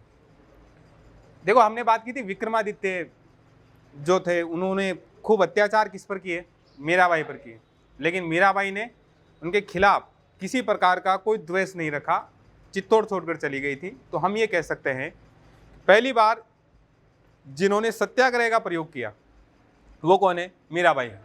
महात्मा गांधी खुद ये कहते हैं कि उन्होंने अपने ऊपर हो रहे अत्याचारों के विरुद्ध यदि किसी महिला ने पहली बार सत्याग्रह किया है तो वो किसने किया है, मीराबाई ने किया है। तो सीधी सी बात यही है, बात यही लिखी हुई है कि महात्मा गांधी कहते हैं कि अन्याय के खिलाफ संघर्ष करने वाली पहली सत्याग्रही महिला कौन है, मीराबाई है। इसका भी पता रखना आप। तो पहली सत्याग्रही महिला महात्मा गांधी ने जिसको बताया वो किसको बताया है, मीराबाई को बताया है। इनकी पुस्तकें हैं रुक्मणी मंगल। श्री कृष्ण के एक रानी का नाम था, क्या नाम था, रुक्मणी। तो उनकी पुस्तक कौन सी हो गई, रुक्मणी मंगल। एक है सत्यभामा नु रूसनो, रूसनो है, रूसनो, रूसना है ना, सत्यभामा नु रूसनो। सत्यभामा जानते हो कौन थी, श्री कृष्ण की रानी थी। ये कहते श्री कृष्ण की 8 रानियां थी, जिनमें रुक्मणी थी, सत्यभामा थी। एक बार ये कहते हैं सत्यभामा को बड़ा घमंड हो गया था ना, बड़ा अहंकार हो गया था कि मेरे से ज्यादा खूबसूरत कोई नहीं है। और अहंकार जो है आदमी के पतन का सबसे पहला कारण है। किसी आदमी का पतन अगर होगा तो आप समझ जाना, जिस व्यक्ति के अहंकार आ गया उसकी पतन की शुरुआत हो चुकी है ना। तो अब ये कहते हैं कि सत्यभामा को भी अहंकार हो गया। उसने श्री कृष्ण, एक दिन बैठे थे श्री कृष्ण, साथ में सुदर्शन चक्र भी बैठे थे, साथ में गरुड़ भी बैठे थे। वो तीनों तीन कुर्सी पर बैठे थे, सत्यभामा भी बैठी हुई थी। सत्यभामा ने श्री कृष्ण से कहा कि त्रेता युग में आपने राम के रूप में अवतार लिया था और सीता आपकी पत्नी थी, तो सीता क्या मेरी जितनी खूबसूरत थी क्या? श्री कृष्ण यार दुनिया को चराने वाले आदमी थे, वो सब समझ रहे थे। बड़े बड़े लोग उस समय का, ये कहा जाता है कि त्रेता द्वापर युग में जो बहुत ज़्यादा कुटिल था, बहुत ज़्यादा कूटनीतिज्ञ था, शकुनी मामा, उसको सबसे ज़्यादा कूटनीतिज्ञ माना जाता है। उसके वहाँ पर दाव नहीं चले हो जिस व्यक्ति के सामने, वो कौन है? श्री कृष्ण। समझ गए थे किसको अहंकार हो गया है, सत्यभामा को अहंकार हो गया है। इतनी देर में वहाँ गरुड़ भी बैठा था। बोले भगवान आप मुझे भी बता दो, मेरे से तेज कोई उड़ सकता है क्या? इतनी देर में सुदर्शन चक्र बोलता है कि मेरे से जोरदार कोई युद्ध लड़ सकता है क्या? श्री कृष्ण ने कहा यार एक झटके में इन तीनों की बोलती बंद कर देता हूं। वो काम भी ऐसे ही करते थे। उन्होंने कुछ कहा नहीं। उन्होंने गरुड़ से कहा कि गरुड़ तू जा हनुमान जी के पास और हनुमान जी को जाकर ये कहना कि राम और सीता आपका वहां इंतजार कर रहे हैं, महल में इंतजार कर रहे हैं, श्री कृष्ण के महल में इंतजार कर रहे हैं। अब आपको पता है त्रेता युग में हनुमान जी थे, द्वापर युग में आते आते बुढ़े हो गए, बुढ़े हो जाएंगे ना हनुमान जी। तो भेजा किसको? गरुड़ को। गरुड़ किसके पास में भेज दिया? हनुमान जी के पास। इधर जो सुदर्शन चक्र था, उस सुदर्शन चक्र को कहा कि मैं अंदर हूं, कोई भी आए तो आने मत देना, दरवाजे पे खड़ा रहना, कोई आए तो आने मत देना मेरी अनुमति के बिना।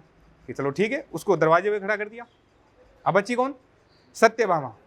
बोले मैं राम का रूप धारण करता हूं, तू तैयार हो गया, क्या बन गया? सीता बन गया।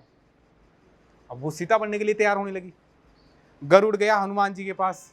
हनुमान जी को गरुड़ कहता है कि राम और सीता आपका इंतजार कर रहे हैं, आ जाओ फटाफट मेरे ऊपर बैठो, मैं आपको तुरंत ले चलता हूं। हनुमान जी ने कहा तू चल, मैं आ रहा हूं। गरुड़ ने सोचा बूढ़ा आदमी, बूढ़ा वानर, मेरे साथ चल चलो। अरे कि तू चल यार, मैं आ रहा हूं, तू चल। मैंने सोचा बढ़ने तो यार आ जाएगा अपने हिसाब से। गरुड़ जी वापस रवाना। और हनुमान जी तो आप जानते ही थे क्या चीज थे। और आज भी जिस व्यक्ति की ताकत चलती है वो आदमी कौन है? वो भगवान कौन है? हनुमान। हनुमान जी गरुड़ से पहले ही पहुंच गए।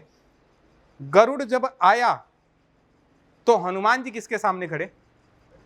राम और सीता के रूप में जो कृष्ण और सत्यभामा खड़े थे उनके सामने खड़े थे। गरुड़ जी समझ गए भाई ये तो कृष्ण अपनी औकात बताना चाह रहे थे कि मेरे से तेज भी उड़ने वाला कोई है, और वो कौन है? हनुमान है। अब बचे कौन? दो जने। एक जने का तो पता चल गया ना, समझ में आ गई थी उसके, तो दो जने बच गए, एक सुदर्शन चक्र और एक कौन बचा था? सत्यभामा। हनुमान जी को श्री कृष्ण ने कहा यार हनुमान तुम आए तो तुम्हें किसी ने रोका नहीं गेट पे? बोले भगवान माफी चाहता हूं। मुंह में से सुदर्शन चक्र निकाला, बोले पकड़ो आपका सुदर्शन चक्र। इसने रोका था मुझे और मैंने क्या कर लिया? अंदर रख लिया। मुझसे रहा नहीं गया कि राम और सीता के दर्शन कई जमाने बाद में होने वाले हैं। तो मैंने मुंह में रख लिया, पकड़ो अपना सुदर्शन चक्र। तो सुदर्शन चक्र को भी समझ में आ गया था कि मेरे से भी शक्तिशाली कौन है? हनुमान है। अब कौन बची? सत्यभामा। दो का तो हो गया था काम। तो हनुमान जी ने कहा कि प्रभु बड़े जोरदार लग रहे हो आप, आज इस रूप में भी श्री कृष्ण आप हो, लेकिन आप श्री राम के रूप में बड़े जोरदार लग रहे हो। पर ये सीता तो कोई ढंग की बनाते हैं, ये दासी किसको बना लाए? कहां से उठा लाए? दासी को सीता बना दिया आपने। तो किसके भी समझ में आ चुकी थी? सत्यभामा के भी समझ में आ चुकी थी। तो इस तरह से एक साथ तीनों का घमंड किसने चकनाचूर किया था? श्री कृष्ण ने चकनाचूर किया था। बड़े जोरदार आदमी, बड़े खतरनाक आदमी थे श्री कृष्ण। तीनों का नंबर आ गया ना, एक ही तीर से तीनों का शिकार हो गया। तो ये सत्यभामा भी किसकी पत्नी थी? श्री कृष्ण की पत्नी थी। एक तो रुक्मणी मंगल, एक सत्यभामानु रूसनो। एक है गीत गोविंद। अच्छा, उन्होंने गोविंद के लिए गीत लिखे थे, गोविंद पर गीत लिखे थे। कृष्ण गोविंद एक नाम किसका है? श्री कृष्ण का है। तो गोविंद से संबंधित जो गीत थे वो क्या कहलाए? गीत गोविंद। ये वो वाला गीत गोविंद नहीं है जो जयदेव ने लिखा था, ये वो वाला गीत गोविंद नहीं है जिसकी टीका कुंभा ने लिखी थी। समझ गए ना? ये तो गोविंद से संबंधित क्या है? गीत लिखे हुए हैं। पदावली, मीरा ने छोटे छोटे पद लिखे थे, उन पदों को एक जगह लिख दिया गया, वो क्या कहलाया? पदावली। नरसी जीरो मायरो, भक्त नरसी कि पैसे नहीं थे इसके पास में मायरा भरने के लिए, स्वयं श्री कृष्ण भगवान आए थे और क्या भर के आए थे? मायरा भर के आए थे। ठीक, और ये किसके सहयोग से लिखा था उन्होंने? रत्ना खाती के सहयोग से लिखा था। तो ध्यान रखना, मीरा ने नरसी जीरो मायरो किसकी सहायता से लिखी थी? रत्ना खाती की सहायता से लिखा था। समझ गए होंगे? अब हमने अभी बात की थी ना उनकी, तो रानाबाई की। तो अब हम बात करेंगे किसकी? गौरीबाई की। इन्हें क्या बोला जाता है? वागड़ की मीरा। एक तो हो गई राजस्थान की मीरा, मतलब राजस्थान की राधा। राजस्थान की राधा कौन है? राजस्थान की दूसरी राधा कौन है? ठीक है ना, रानाबाई। और राजस्थान की या वागड़ की, सॉरी वागड़ की मीरा किसको कहा गया है? गौरीबाई को कहा गया है। डूंगरपुर के राजा हुए थे शिव सिंह। कौन हुए थे? शिव सिंह। इन्होंने क्या बनवाया था इनके लिए? बाल मुकुंद मंदिर। कौन सा मंदिर बनवाया था? किसके लिए बनवाया था? इसलिए इस बाल मुकुंद मंदिर को क्या भी कहते हैं? गौरीबाई मंदिर भी कहते हैं। यह भी आप पता रखना कि बाल मुकुंद मंदिर को क्या भी कहा जाता है? गौरीबाई मंदिर भी कहते हैं। तो इसमें से जो इंपॉर्टेंट प्रश्न है, ये सबसे इंपॉर्टेंट है आपके। वागड़ की मीरा किसको कहा गया है?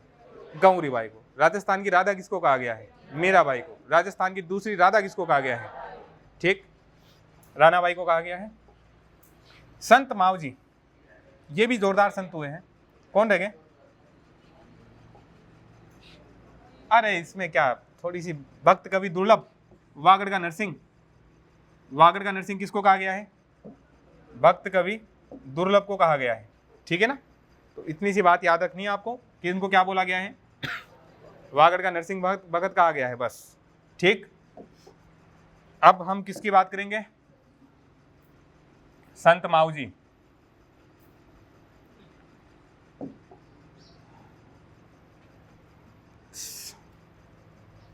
ये साबला होना चाहिए, है ना? साबला लिख लोगे ना इसको।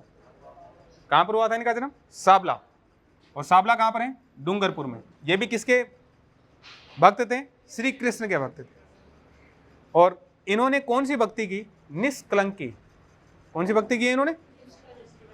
निष्कलंक अवतार की ये पूजा करते थे।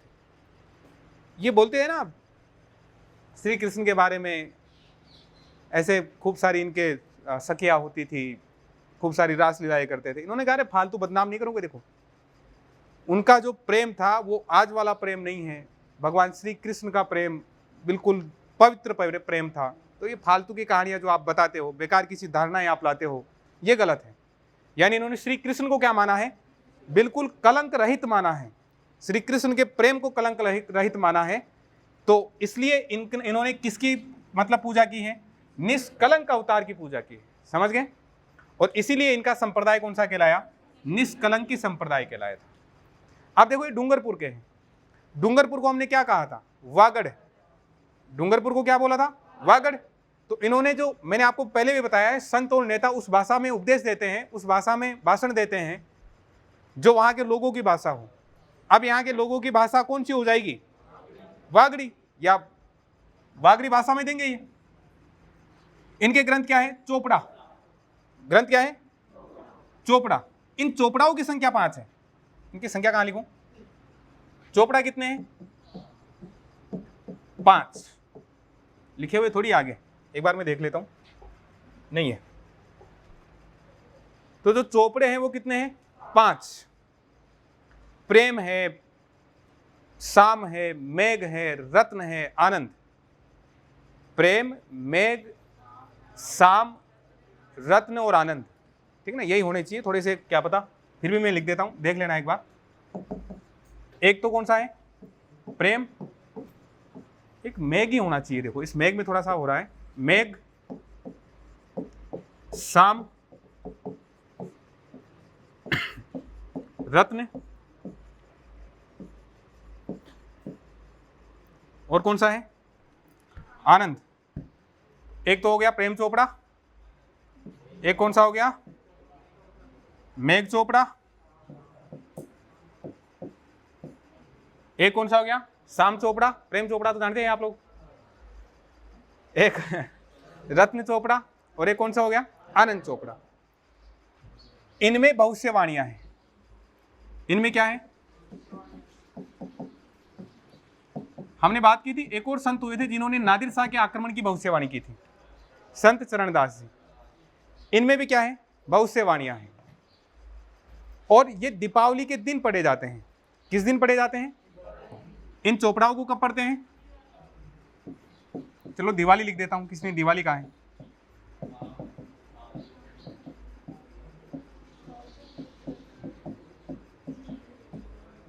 कब पढ़े जाते हैं, दीपावली या दिवाली के दिन पढ़े जाते हैं। और तीसरे, अच्छा कल शायद मैंने उसमें बता दिया था ये बात कि इन्होंने तीसरे विश्व युद्ध की घोषणा की थी, मतलब भविष्यवाणी। वो वाले नहीं होंगे, वो कौन होंगे, संत माऊ जी होंगे, ये ध्यान रखना आप लोग। वो गलती से बता दिया मैंने, और शायद वो भी बता दिया होगा बिजली आएगी तारों से, बताया था क्या। वो सारी बातें जो मैंने कल गलती से चरणदास जी में बता दिया था, तीसरे विश्व युद्ध की इन्होंने भविष्यवाणी की है, तारों से बिजली आएगी, ये भविष्यवाणी भी किसमें की है, इन चोपड़ाओं में मिलती है। मोबाइल से बात होगी, मतलब वायरलेस बात होगी, वो भी बात किसमें मिलती है अपने को, इन चोपड़ाओं में मिल जाती है। कोरोना से संबंधित थोड़ा बहुत हिंट भी किसमें मिलता है, इन चोपड़ाओं में मिलता है। तो चोपड़ा कितने हैं, 5 चोपड़ा है, और इनमें क्या है, भविष्यवाणियां हैं। ये कब पढ़े जाते हैं, दिवाली के दिन पढ़े जाते हैं, थोड़ा सा ये आप ध्यान रखना। और उन्होंने, चरणदास जी ने केवल उनके बारे में ये ध्यान रखना आप लोग कि उन्होंने किसकी भविष्यवाणी की थी, नादिर शाह। 1739 में जो ईरान का बादशाह नादिर शाह था, उसने जो आक्रमण किया था, मोहम्मद शाह रंगीला उस समय मुगल बादशाह था, तो उस आक्रमण की भविष्यवाणी किसने की थी, नादिर शाह ने की थी। बाकी ये भविष्यवाणी जो हुई है तीसरे विश्व युद्ध के लिए, किसने की है, इन चोपड़ाओं में मिलती है, माऊ जी ने की है। समझ गए। तो कितने चोपड़ा हो गए भाई, 5। एक है वल्लभ संप्रदाय। अब कुछ संप्रदायों की बात करेंगे हम, ठीक है ना। वल्लभ संप्रदाय की चित्रकला में हमने खूब बात की ना। वल्लभ संप्रदाय के संस्थापक है वल्लभाचार्य। पुष्टि मार्ग की उन्होंने स्थापना की थी, है ना। और खूब बात हमने की थी कि वल्लभ संप्रदाय जो है वल्लभ संप्रदाय का जो होता है मत, वो पूजा किसकी करते हैं इसमें, वल्लभ संप्रदाय वाले किसकी पूजा करते हैं, किसकी, श्री कृष्ण की पूजा करते हैं। वल्लभ संप्रदाय किससे जुड़ा हुआ है, श्री कृष्ण से जुड़ा हुआ है। और वहां पर हमने चित्रकला में बात की थी, नाथ द्वारा शैली जो है वो शैली किससे संबंधित है, वल्लभ संप्रदाय से। हमने किशनगढ़ की बात की थी, किशनगढ़ भी जो चित्रकला हुई थी वो किस संप्रदाय से संबंधित थी, वल्लभ संप्रदाय से थी। बाद में हमने कई राजाओं के बारे में पढ़ा था कि किस किस राजा पर किसका प्रभाव था, वल्लभ संप्रदाय का प्रभाव था। तो वल्लभ संप्रदाय, इसके जो संस्थापक है, वल्लभ लिखा हुआ है, वल्लभाचार्य इसके क्या थे, संस्थापक थे। किसकी पूजा की जाती है, भगवान कृष्ण की बाल रूप में पूजा होती है, ये पता रखना आप लोग। किस रूप में होती है, बाल रूप में, मतलब बच्चे के रूप में जो पूजा होती है, छोटे बच्चे के रूप में जो करते हैं पूजा, वो किसमें होती है, वल्लभ संप्रदाय में होती है। इनके मंदिर क्या होते हैं, हवेली। मतलब इनके मंदिर जो देखेंगे आप, नाथ द्वारा गए हो कभी, कोई नहीं गया। नाथ द्वारा का जो मंदिर आप देखोगे मकान की तरह है, हवेली की तरह है, इसलिए उनको क्या बोला गया है, हवेली कहा गया है। आप देखते हो मंदिर की विशेषताएं होती है, गुंबद होता है, शिखर होता है, ऊपर झंडा लगा होता है। और फिर क्या हुआ कि औरंगजेब मंदिरों को तोड़ रहा था, दूर से ही मंदिर दिख रहे थे। जब दूर से मंदिर दिख रहे थे तो अब वल्लभ संप्रदाय की कुछ मूर्तियां लेकर लोग आगरा, मथुरा, वृंदावन और मथुरा से लोग इधर राजस्थान की ओर आए थे। और आपको पता है तो सिहाड़ गांव में राज सिंह ने श्रीनाथ जी की मूर्ति की स्थापना करवाई थी। और सिहाड़ जो है श्रीनाथ जी के नाम के कारण ही क्या कहलाया है, श्रीनाथ द्वारा कहलाता है।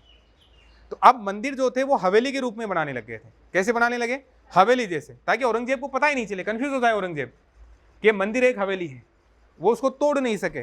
तो मंदिर कैसे बनाने लग गए थे, हवेली की तरह बनाने लग गए थे। तो ये मंदिर भी कैसा बना हुआ है, मतलब कैसे बनाए जाते हैं, हवेली जैसे, इसलिए इन मंदिरों को क्या बोला गया है, हवेली।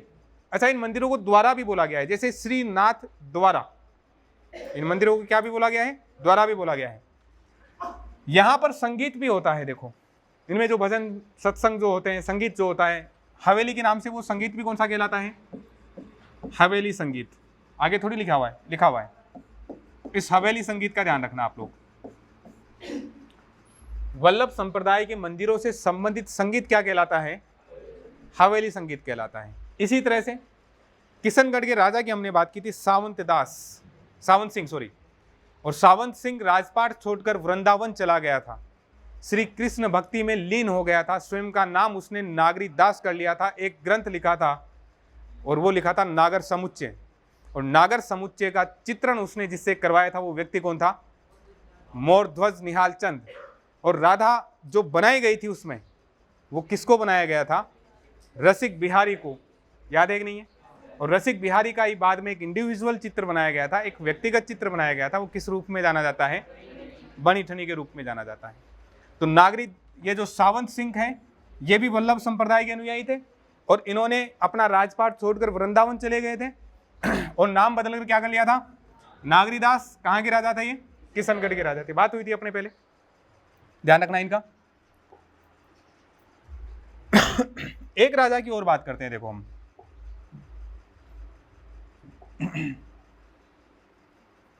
एक जो राजा है, इधर तो हवेली संगीत कर दिया, हवेली संगीत आ रहा है आपके यहाँ, है ना? यहाँ बात कर लेते हैं।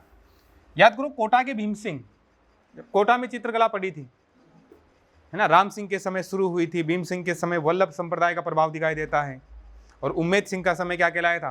कोटा चित्रशैली का स्वर्णकाल कहलाया था। बताया था आप लोगों को? कोटा में 3 ही राजा पढ़ाए थे आपको। तो एक कोटा के भी थे भीम सिंह, और भीम सिंह ने भी अपना नाम बदलकर क्या कर लिया था? कृष्णदास कर लिया था। कोटा का नाम बदलकर क्या कर दिया था उन्होंने? नंदग्राम कर दिया था। और जो शेरगढ़ है, उस शेरगढ़ का नाम बदलकर उसने बरसाना कर दिया था, है ना? इनके ऊपर भी किस संप्रदाय का प्रभाव था? वल्लभ संप्रदाय का प्रभाव था। ये तो हमने पढ़ा ही था। ये भीम सिंह कहाँ के हैं? कोटा के हैं। थोड़ा सा इनका भी आप पता रख लेना। इन्होंने क्या किया था? खुद का नाम तो क्या कर लिया था? स्वयं का नाम क्या रखा था? कृष्णदास, है ना? कोटा का नाम क्या कर दिया? नंदग्राम। और शेरगढ़ का नाम क्या कर दिया था? बरसाना। ये थोड़ा सा आप लोग पता रखने ला कि कोटा के शासक भीम सिंह ने अपना नाम कृष्णदास, कोटा का नाम नंदग्राम, और शेरगढ़ का नाम क्या कर दिया था? बरसाना कर दिया था। समझ गए? ठीक है। राजस्थान में वल्लभ संप्रदाय के कितने मंदिर है? 41 मंदिर है। वैसे देखो इनकी प्रधान पीठ जो है, वल्लभ संप्रदाय की प्रधान जो पीठें हैं भारत में, वो कितनी मानी जाती है? 7। कितनी मानते हैं? 7। इनमें से एक मानते हैं गुजरात में, एक मानते हैं यूपी में, और 5 किस्में मानते हैं राजस्थान में। एक गुजरात में, एक यूपी में, और 5 कहाँ मानी जाती है? राजस्थान में। हालांकि राजस्थान में 41 मंदिर हैं, वो अलग बात है, लेकिन मुख्य जो पीठों की बात कर रहे हैं हम, वल्लभ संप्रदाय की मुख्य पीठें कितनी मानी जाती हैं? 7 मानते हैं। और 7 में से एक गुजरात, एक यूपी, और राजस्थान में कितनी? 5। ये मपुरेश जी नहीं है भाई, मथुरेश जी है। इसको थोड़ा सही कर लेना, ये मपुरेश जी नहीं है, मथुरेश जी है। मथुरेश जी मंदिर की बात हमने की थी पहले। बताओ ये की थी कि नहीं की थी? कब की थी? मथुरेश जी मंदिर की चर्चा हुई थी अपने पहले? कब हुई थी? हाँ, गजनी हो? अरे मथुरेश जी मंदिर याद करो, 1857 की क्रांति, कोटा के शासक राम सिंह सेकंड, जिनको उनके जो कोटा के क्रांतिकारी थे लाला जयदयाल मेहराब खां, उन्होंने क्या कर दिया था? बंदी बना दिया था कोटा के महल में। और मैंने आपको बताया था कि उनके बीच में जो समझौता करवाया था, वो मथुरेश जी मंदिर कोटा के महंत कन्हैयालाल गोस्वामी ने करवाया था। याद करो, पढ़ते हो क्या पीछे जो पढ़ाया है वो? उन्होंने समझौता उनके बीच में करवाया था। वो वाला मंदिर ही है ये, मथुरेश जी मंदिर कोटा। एक है श्रीनाथ जी मंदिर, जो कहाँ पर है? नाथद्वारा। नाथद्वारा अब बोलते हैं, पहले कौन सा गांव होता था ये? सिहाड़ गांव। पहले कौन सा गांव था? सिहाड़ गांव होता था। और अब क्या कहलाता है ये? नाथद्वारा कहलाता है। अभी मैंने आपको बताया ही है। पानी पिलाओ।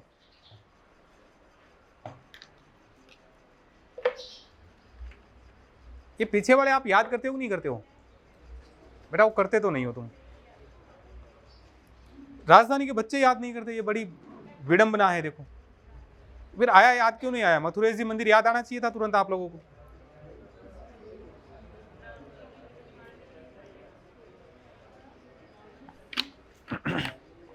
देखो सुपरवाइजर के बच्चों को कई जगह मैंने पढ़ाया है, लेकिन जहां सबसे ज्यादा मेहनत करवाई गई है मेरे सामने, मेरी नजर में, ईमानदार से बता रहा हूं, वो ये संस्था है। ठीक है ना? इतना जिनके पीछे ही पड़ गए हो चून बांधकर, तो वो आप लोगों की संस्था है, राजधानी है। यहाँ के बच्चों से ऐसी अपेक्षा नहीं है। देखो ठीक है ना?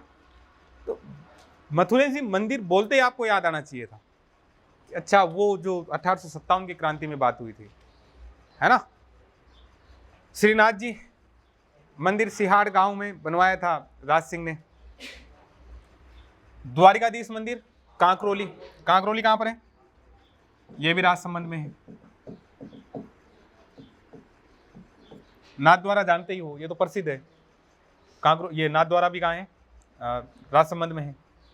गोकुल चंद्र जी, ये कहां पर है?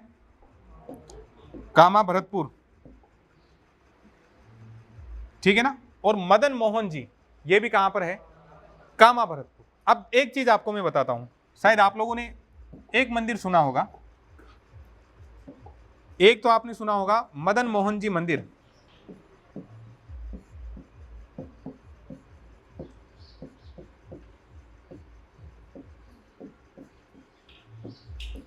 करौली में।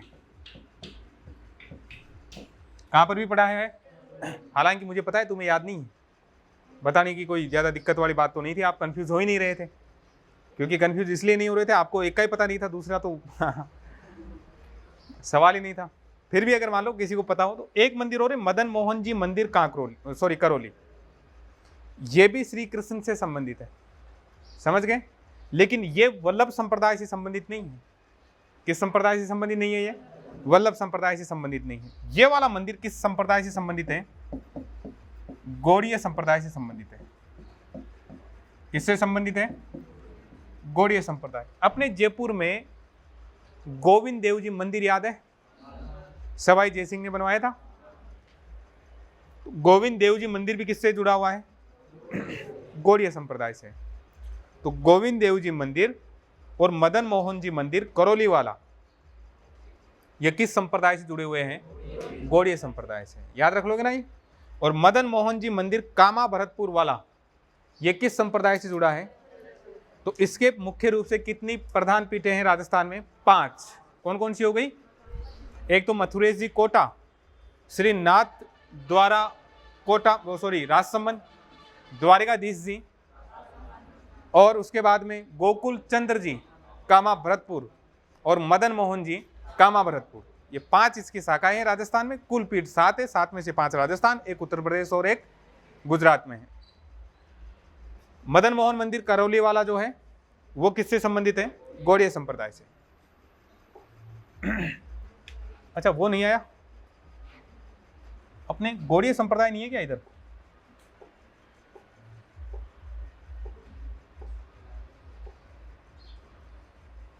इनकी आपको आवश्यकता नहीं पड़ेगी। ये जो है ना सामाजिक सुधार उधार, थोड़ा सा पढ़ लेना, शायद कुछ चीजें समझ में आ जाएगी।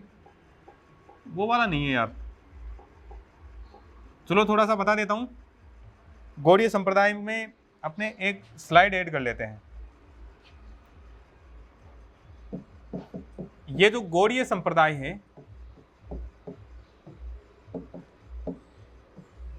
इसके संस्थापक, जैसे हमने बात की थी वल्लभ संप्रदाय के संस्थापक कौन थे? वल्लभाचार्य। इसके जो संस्थापक हैं नदिया बंगाल के रहने वाले थे, चैतन्य महाप्रभु। कौन है? चैतन्य महाप्रभु। और आप इतना सा ध्यान रखना कि राजस्थान में इनके जो प्रमुख मंदिर हैं,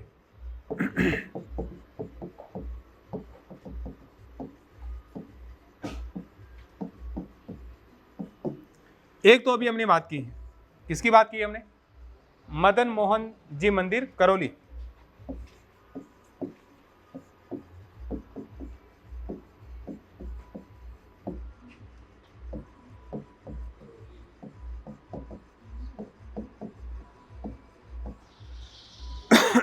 ध्यान रखना ये गौड़ीय संप्रदाय भी कृष्ण भक्ति से जुड़ा हुआ है, ये पता रखना आप लोग। और एक है गोविंद देव जी मंदिर।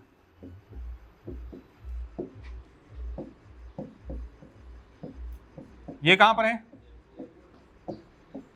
और गोविंद देव जी मंदिर के निर्माण किसने करवाया था? सवाई जयसिंह ने। आपको बताओ तो मिर्जा राजा जयसिंह ने भी एक मंदिर बनवाया था, गोविंद देव जी का मंदिर बनवाया था उन्होंने वृंदावन में, ठीक है ना। उन्होंने कहाँ बनवाया था? वृंदावन में। और इन्होंने कहाँ बनवाया है? जयपुर में बनवाया है। सवाई जयसिंह वाला जयपुर में है, वो वाला कहाँ पर था? और ये मदन मोहन जी मंदिर ये गौड़ीय संप्रदाय से है। और जो हमने मदन मोहन जी मंदिर, ये करौली वाला तो गौड़ीय संप्रदाय से है, और मदन मोहन जी मंदिर कामा भरतपुर वाला किससे संबंधित है? वल्लभ संप्रदाय से संबंधित। इतना सा फर्क है इसमें। और इस गोविंद देव जी मंदिर को तो आप जानते ही हो, जयपुर के शासक जो है गोविंद देव जी को शासक मानते हैं, और स्वयं को गोविंद देव जी का क्या मानते हैं? वो लोग दीवान मानते हैं। क्लियर है ना ये चीज? थोड़ा सा ये पता रखना आप लोग। आप कुछ संप्रदायों की बात कर लेते हैं। अगला संप्रदाय अपना रामानंदी संप्रदाय।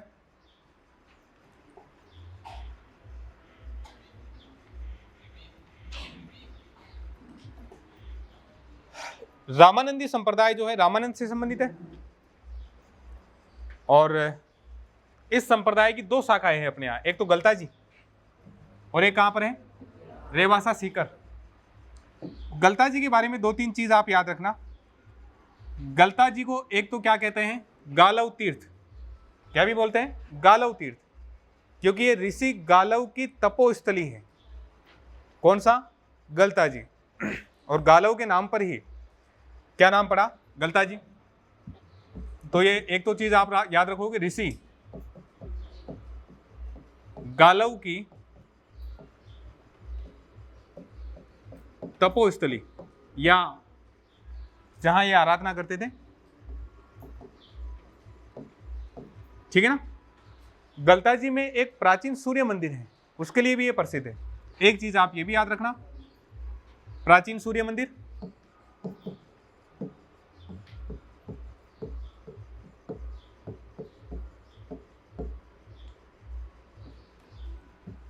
गलता जी को मंकी वैली कहा जाता है ना।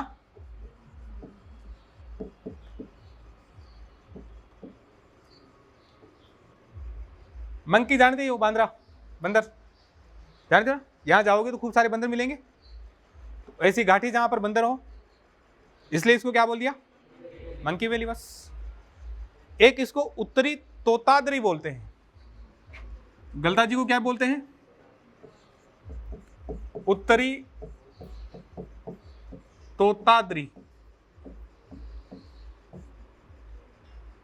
क्यों बोलते हैं उत्तरी तोताद्री? क्यों बोलते हैं? अरे तोताद्री क्यों बोलते हैं? रामानंद जो है वो किसके शिष्य? रामानुज के। रामानंद जी के गुरु कौन थे? रामानुज। रामानुज का संप्रदाय होता था रामानुजी संप्रदाय, वो दक्षिण में ही था। उत्तर भारत में तो भक्ति आंदोलन को लेकर कौन आए हैं? रामानंद लेकर आए। तो रामानुजी संप्रदाय के लिए दक्षिणी भारत में जो मुख्य प्रमुख स्थल होता था उसको क्या बोलते हैं? तोताद्री। उस स्थान का नाम क्या है? तोताद्री। रामानुजी संप्रदाय का दक्षिणी भारत में जो मुख्य केंद्र है वो कौन है? तोताद्री। समझ गए? तो यहां गलता जी में रामानुज संप्रदाय का भी मुख्य केंद्र है। रामानुजी संप्रदाय का उत्तरी भारत में मुख्य केंद्र कौन है? गलता। तो दक्षिण में एक तो तोताद्री इसलिए उत्तरी तोताद्री किसको बोल सकते हैं? गलता जी को। तो समझ गए ना, तोताद्री से मतलब क्या है? रामानुजी संप्रदाय का दक्षिणी भारत में जो मुख्य केंद्र है वो क्या है? तोताद्री है। और उत्तर भारत में कौन है? गलता जी है। इसलिए इसको क्या बोल दिया गया? उत्तरी तोताद्री बोल दिया गया बस। कृष्णदास पचहारी नहीं है भाई, ये पेहारी है।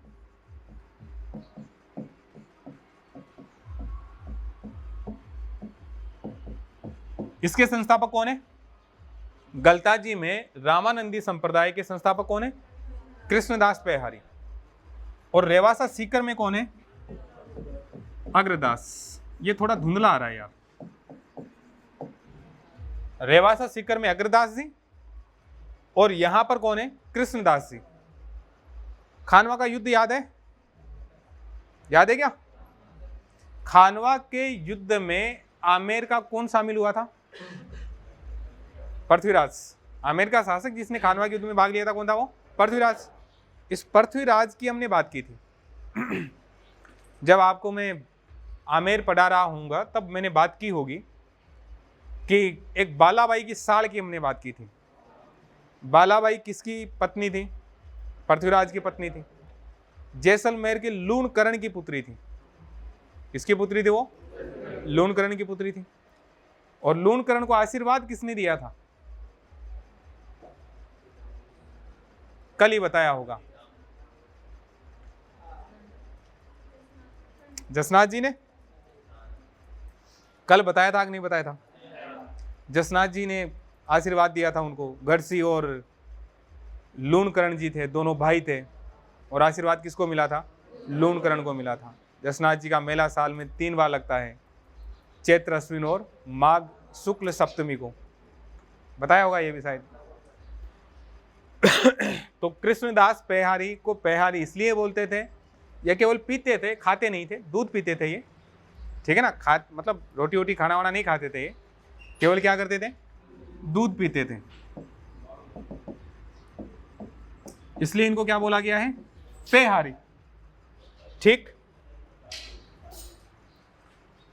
ये आ ही गया ना। तो आमेर के राजा कौन? पृथ्वीराज। और इनकी रानी कौन है? बालाबाई। तो राजा पृथ्वीराज और बालाबाई। अरे पचारी पचारी कर दिया यार हर जगह। ये कौन है? पेहारी। ये किसके अनुयायी होंगे? पेहारी के अनुयायी होंगे। ठीक। अब एक चीज इंपॉर्टेंट ये वाली है, देखो। भगवान राम की आराधना ये किस रूप में करते हैं? रसिक नायक के रूप में करते हैं। रसिक नायक जानते हो? इनका ये कहना था, आप भाई वल्लभ संप्रदाय वाले जो है वो श्री कृष्ण, राधा और भी कई प्रकार की कहानियां, मतलब एक प्रेम का अवतार किसको मानते थे? श्री कृष्ण को। इन्होंने कहा कि साहब हमारे जो राम जी है वो भी कम नहीं है, आप चिंता मत करो। ये भी क्या करते थे? प्रेम करते थे। यानी रसिक के रूप में जो एक आराधना की जाती है वो कौन सी हो गई? रसिक नायक के रूप में आराधना हो गई। जैसे श्री कृष्ण की आराधना होती है वैसे के वैसे आराधना किसकी करते हैं? ये श्री राम की करते हैं। इसलिए इसको कौन सा संप्रदाय भी बोला गया है? रसिक संप्रदाय। ठीक। सवाई जयसिंह की हमने बात की थी। जब सवाई जयसिंह मैंने आपको पढ़ाया था उस समय पर भी बताया था कि सवाई जयसिंह के समय उनके कवि थे कवि कलानिधि कृष्ण भट्ट। और कवि कलानिधि कृष्ण भट्ट ने राम रासों की रचना की थी। और ये राम रासों का संबंध भी किससे है? इसी रसिक संप्रदाय से, या हम ये कह सकते हैं रामानंदी संप्रदाय से। ठीक। तो सवाई जयसिंह के समय कवि कलानिधि श्री कृष्ण भट्ट ने किसकी रचना की? राम रासों की रचना की। और इसने भगवान राम और सीता की क्या लिखी है? प्रेम कहानी लिखी। बात वही आ गई ना। रसिक के रूप में श्री राम की आराधना करने वाले कौन है? अपने ये रामानंदी संप्रदाय वाले हैं। ठीक है ना। फिर है अपने निम्बार्क संप्रदाय। इसकी मुख्य पीठ, मुख्य केंद्र कहाँ है? सलेमाबाद अजमेर में है। इसके संस्थापक कौन है? परशुराम। परशुराम जानते हो? वो वाला परशुराम नहीं है, इसीलिए पूछा था। ये परशुराम खंडेला सीकर का निवासी था। ये कहाँ के निवासी थे? खंडेला सीकर के निवासी थे। लिख लेना ये, नहीं तो आप परशुराम वही मानोगे जिन्होंने इस धरती को क्षत्रियों से मुक्त करने की प्रतिज्ञा ले ली थी, है ना। ये वो वाले परशुराम नहीं है। इनका मेला कब लगता है? भाद्रपद शुक्ल अष्टमी। अच्छा, मैंने शायद रानाबाई का मेला नहीं लिखवाया, तो याद रख लेना, मैं रानाबाई का मेला लगता है भाद्रपद शुक्ल त्रयोदशी, ठीक है ना। भाद्रपद शुक्ल त्रयोदशी, तेरस, तेरस बोलते हो ना आप लोग, है ना। तो भादवे महीने की शुक्ल पक्ष की तेरस जो है, त्रयोदशी जो है, उस समय मेला किसका लगता है? रानाबाई का लगता है, ठीक। इस संप्रदाय में राधा की पूजा भगवान श्री कृष्ण की पत्नी के रूप में की जाती है। यह इंपोर्टेंट आइल है भाई, यह सवाल पूछा हुआ भी। वह संप्रदाय, अच्छा राधा पत्नी थी क्या श्री कृष्ण की? थी या नहीं थी? अरे राधा श्री कृष्ण की पत्नी थी? नहीं थी। लेकिन ये क्या मानते हैं? राधा को श्री कृष्ण की पत्नी मानते हैं। ये राधा को श्री कृष्ण के साथ में पूछते हैं और साथ में उनको क्या मानते हैं? श्री कृष्ण की पत्नी मानते हैं साहब, है ना। आपको पता भी है राधा केवल और केवल श्री कृष्ण की क्या थी? प्रेमिका थी। और देखी होगी आपने महाभारत वगैरह सारी चीजें देखी होगी। लॉकडाउन में खूब सारे उनका प्रसारण हुआ था और शायद आप लोगों ने देखी भी होगी। अच्छा, किस किस ने देखी थी उस समय महाभारत रामायण? महाभारत किस किस की देखी हुई है?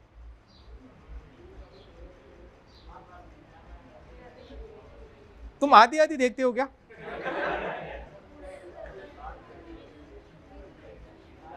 अरे कुछ लोग आधी भी देखे थे, वो उधर पीछे लड़के 2-4 लोगों ने पूरा हाथ खड़ा किया था। महाभारत देखी थी पूरी? कौन सी, पुरानी वाली या नई वाली? पुरानी। और रामायण भी पुरानी वाली आई थी। महाभारत जो नई वाली आई है वो भी अच्छी बनाई है, कोरियोग्राफी काफी अच्छी है।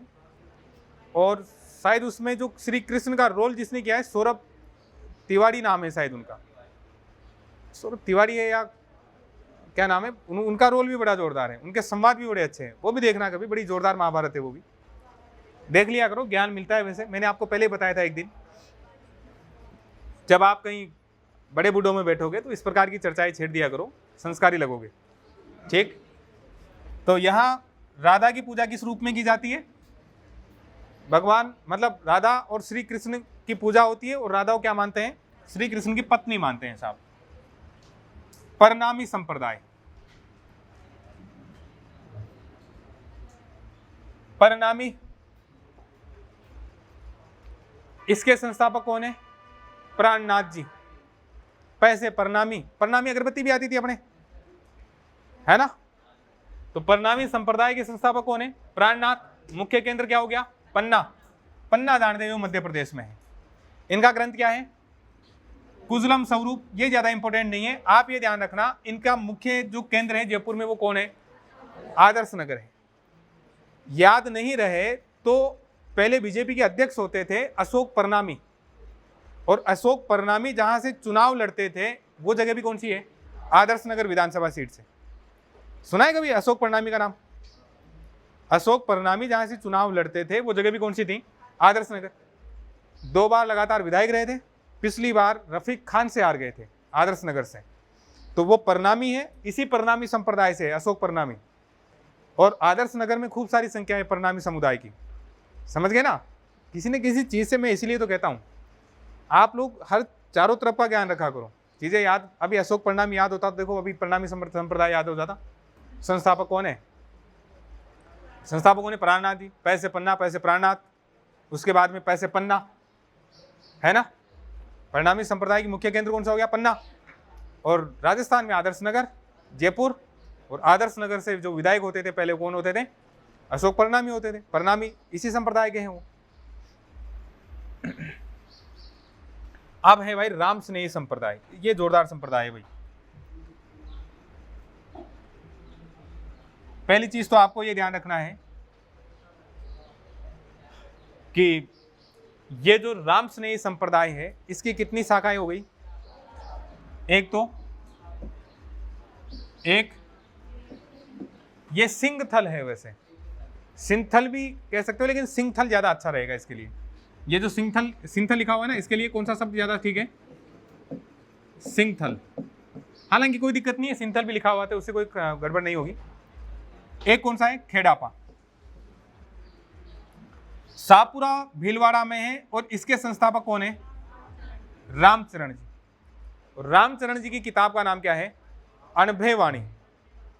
रामचरण जी के अगर जन्म की हम बात करें, थोड़ी सी रामचरण जी के बारे में बता देता हूं, इनके मुख्य हैं ये।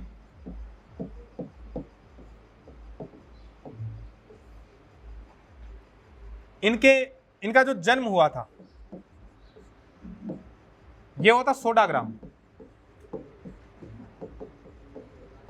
और ये कहां पर है? टोंक में है।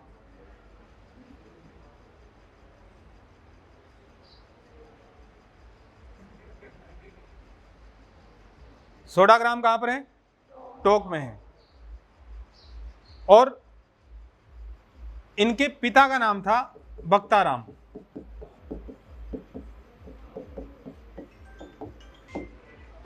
पिता का नाम क्या हो गया?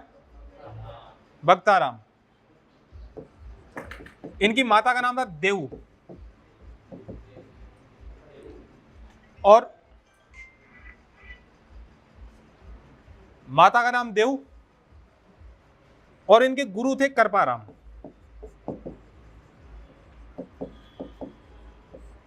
ठीक है। कुछ समय के लिए कुआड़ा में रहे थे। कुआड़ा याद है?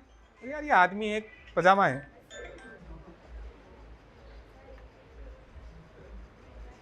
मतलब 2 बार फोन काटने के बाद में भी करता रहता है। आड़ू लोग होते हैं, पढ़े लिखे लोग नहीं होते। अब इसका आज सारे दिन फोन नहीं उठाऊंगा, चाहे कुछ भी कर ले। तो क्या बता रहा था मैं? गुरु कृपाराम थे इनके। कुछ समय के लिए कुआड़ा में रहे। कुआड़ा याद है? कुआड़ा पहले आया था कभी? कब आया था बेटा, मुझे बताओ। कुआड़ा आया था? नहीं आया? अरे कुआड़ा याद करो, कुआड़ा का युद्ध। अरे कान पे रख दूंगा एक एक है। कुआड़ा का युद्ध नहीं आया? तात्या टोपे। फिर तो कुछ समय ये कहां रहे थे? कुआड़ा भीलवाड़ा में। और उसके बाद में कुआड़ा से ये कहां पर गए थे? भीलवाड़ा में रहे। और भीलवाड़ा के एक शासक थे जिनका नाम था रण सिंह। उन रण सिंह ने इनके लिए शाहपुरा में मठ की स्थापना करवाई थी। ठीक है ना? रण सिंह ही नाम उनका था। तो उन्होंने इनके लिए किसकी स्थापना करवाई थी? मठ की स्थापना करवाई थी शाहपुरा भीलवाड़ा में। तो इस प्रकार से ये शाहपुरा भीलवाड़ा वाली शाखा के संस्थापक कौन है? रामचरण जी है। और रामचरण जी का जन्म कहां हुआ? सोडा गांव में। पिता का नाम क्या है? भक्ताराम। माता का नाम क्या है? देव। गुरु कौन थे? कृपाराम। कुछ समय कहां रहे? कुआड़ा। फिर उसके बाद में कहां रहे? भीलवाड़ा में। फिर बाद में शाहपुरा के शासक रण सिंह ही नाम था इनका, रण पे ही नाम है। रण सिंह ने इनके लिए मठ का निर्माण करवाया था। कहां पर? शाहपुरा में। और इस प्रकार से शाहपुरा की मुख्य जो शाखा है, रामसनेही संप्रदाय की जो मुख्य शाखा है, वो भी कौन सी है? शाहपुरा वाली। और इसके संस्थापक कौन हो गए? रामचरण जी। और इनके ग्रंथ का नाम क्या है? अनभय वाणी। एक रेण वाली शाखा का आप ध्यान रखना कि संस्थापक कौन है? दरियाव जी, है ना। एक है अपने सिंहथल, ये कहां पर है? बीकानेर। और इसके कौन है? हरिराम दास जी। हरिराम दास जी के शिष्य थे रामदास जी। और रामदास जी ने कौन सी शाखा की स्थापना की? खेड़ापा, जो कहां पर है? जोधपुर में है। तो 4 शाखाएं हो गई। एक शाखा कौन सी हो गई? शाहपुरा, एक रेण, एक सिंहथल, और एक कौन सी हो गई? खेड़ापा। सबसे मुख्य कौन सी हो गई? शाहपुरा। शाहपुरा के संस्थापक कौन है? रामचरण जी। ठीक, रामचरण जी के बारे में थोड़ा बहुत इधर बता दिया आपको। कौन सा भक्ति संप्रदाय है ये? निर्गुण। इसमें एक चीज याद रखना, रामसनेही संप्रदाय, ये राम की आराधना करते हैं। किसकी आराधना करते हैं? राम किसके पुत्र हैं? किसके पति हैं? लेकिन ये उसकी आराधना नहीं करते हैं। समझ गए? ये राम की आराधना करते हैं। राम इनके मुख्य ईश्वर है, लेकिन वो राम नहीं है जो दशरथ के पुत्र थे। वो राम नहीं है जो किसके? सीता के पति थे। क्योंकि देखो ये कौन सा संप्रदाय है? निर्गुण। अगर आप किसी आकार में भगवान की पूजा करोगे तो वो तो सगुण हो गया ना। ये वाले कौन से हैं? इनका मतलब था, राम से मतलब था जो निर्गुण ब्रह्म है, जो परमात्मा है, उसका नाम राम है। दशरथ वाले राम से इनको कोई मतलब नहीं है। तो याद रखना, राम स्नेही संप्रदाय में दशरथ पुत्र राम की पूजा नहीं होती है, ठीक है ना। ये निर्गुण संप्रदाय है। इनके लिए जिस नाम का ये स्मरण करते हैं या जिस ईश्वर को ये लोग मानते हैं वो कौन है? श्री राम है। सॉरी, श्री राम नहीं है, बल्कि केवल राम है, जिनका संबंध उनसे नहीं है बस। ठीक, समझ गए ना इसको। फुलडोल का मेला लगता है भाई, और फुलडोल का मेला कहाँ लगता है? शाहपुरा में। किस दिन लगता है? होली के अगले दिन लगता है, दुलंडी के दिन। क्या? जोर से बोलो यार। राम स्नेही संप्रदाय।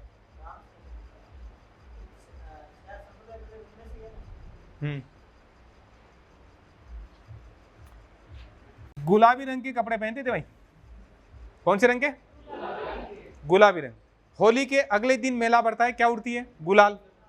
रंग कौन से पहनते हैं? गुलाबी। याद रख लोगे? अरे याद रख लोगे ना। चरण दास जी वाले कौन से कपड़े पहनते थे? पीले। और जाम्बो जी ने कौन से वस्त्र पहनने के लिए बना किया था? नीले। तो ये वस्त्रों का ध्यान रखना, एक नीले, एक पीले, और एक कौन से आगे? गुलाबी। तो रामस्नेही संप्रदाय के लोग पहनते हैं गुलाबी। जो चरणदासी संप्रदाय जो था उसके कौन से पहनते हैं? पीले। चरणदासी संप्रदाय के कितने सिद्धांत हैं? 42। 36 किसके थे? जसनाथ जी के। और जाम्बो जी के कितने थे? 29। कहां दिए थे उन्होंने उपदेश? समराथल, ठीक है ना। चलो, तो कौन से कपड़े हो गए इनके? और जयमल दास जी जो है, इनको सिंथल और खेड़ापा शाखा का क्या माना जाता है? आदि आचार्य का। आदि आचार्य यानी जो बहुत पुराने आचार्य रहे हो। तो इस तरह से सिंथल और खेड़ापा वाले जो शाखाएं हैं उनके आदि आचार्य कौन कहलाते हैं? जयमल दास जी कहलाते हैं। याद हो जाए तो ठीक है, नहीं कोई दिक्कत वाली बात नहीं है। रामदास जी की बात हमने की थी, और रामदास जी के गुरु कौन थे? हरि रामदास जी थे, ठीक है ना। और हरि रामदास जी के गुरु कौन है? जयमल दास जी। देखो फिर मैं बता देता हूं आपको, हमने यहां बात की थी सिंथल वाली शाखा के संस्थापक कौन है? हरि रामदास जी। हरि रामदास जी किसके गुरु हैं? रामदास जी। और इस हरि रामदास जी के भी गुरु कौन है? जयमल दास जी। अब बताओ इनमें सबसे बड़े कौन हो गए? जयमल दास जी के शिष्य हरि रामदास जी, हरि रामदास जी के शिष्य रामदास जी। तो हमने यही तो बात की, सिंथल और खेड़ापा के आदि पुरुष कौन हो गए? जयमल दास जी। ठीक, तो बस यही बात हमने की थी कि जयमल दास जी जो है वो इस शाखा के क्या है? आदि पुरुष है ना। और नाथ संप्रदाय है। नाथ संप्रदाय की मैं जल्दी से बात कर लेता हूं, और फिर उसके बाद में अपने ये क्या हो जाएंगे? कंप्लीट हो जाएंगे। एक तो हो गए अपने नाथ संप्रदाय की दो शाखाएं हैं, एक मानपंथी और एक कौन से हैं? बैरागपंथी। मानपंथी वाले आप याद करो, मान सिंह, जोधपुर का शासक मान सिंह, जिसने जालोर में क्या ली थी? शरण ली थी। और जालोर में ही ये जो मान सिंह थे, इन मान सिंह को आयस देवनाथ ने क्या दिया था? आशीर्वाद दिया था। आयस देवनाथ के ने जब आशीर्वाद उनको दिया था, तो आयस देवनाथ के साथ या कुछ अन्य नाथ संप्रदाय के लोगों को मान सिंह कहां लेकर आए थे? जोधपुर में लेकर आए थे। और जोधपुर में उन्होंने एक मंदिर बनवाया था। वो मंदिर कौन सा बनवाया था? महामंदिर। यही मान सिंह, हमने चित्रकला में भी बात की थी, जिनके ऊपर नाथ संप्रदाय का प्रभाव था। जोधपुर या जो मारवाड़ की चित्रशैली थी जोधपुर वाली, उसके ऊपर जो प्रभाव पड़ता है नाथ संप्रदाय का, वो किसके समय पड़ता था? मान सिंह के समय। मान सिंह ने एक तो महामंदिर का निर्माण करवाया, और एक याद करो नाथ चरित्र मैंने आपको उसमें लिखवाया था। दुर्गा पुराण, शिव पुराण, नाथ चरित्र जैसे ग्रंथों पर चित्रण मतलब चित्रित किए गए थे। तो नाथ चरित्र पुस्तक भी किसने लिखी थी? मान सिंह ने। तो इसलिए ये क्या कहलाया? मान सिंह के नाम से क्या कहलाया? मानपंथी कहलाया। समझ गए ना। एक तो अपना कौन सा हो गया, मानपंथी, और इसका मुख्य केंद्र कौन सा हो गया, महामंदिर। ये द्वैराग नहीं है भाई, ये कौन सा होगा, बैराग, बैरागपंथी, यहां लिख देता हूं। यानी ये जो बैरागी होते हैं, भर्तृहरि भी अपने इसी से संबंधित है। मानपंथी के जो आदि पुरुष मान सकते हैं हम लोग राजस्थान में, वो कौन थे, राजा भर्तृहरि, ठीक। और बैरागपंथी जो है, इनका मुख्य केंद्र कौन सा है, राताडूंगा, और ये कहां पर है, नागौर में। बाकी बात अपने करेंगे नेक्स्ट क्लास में। उम्मीद करता हूं समझ में आ गए होंगे, ठीक है, थैंक यू।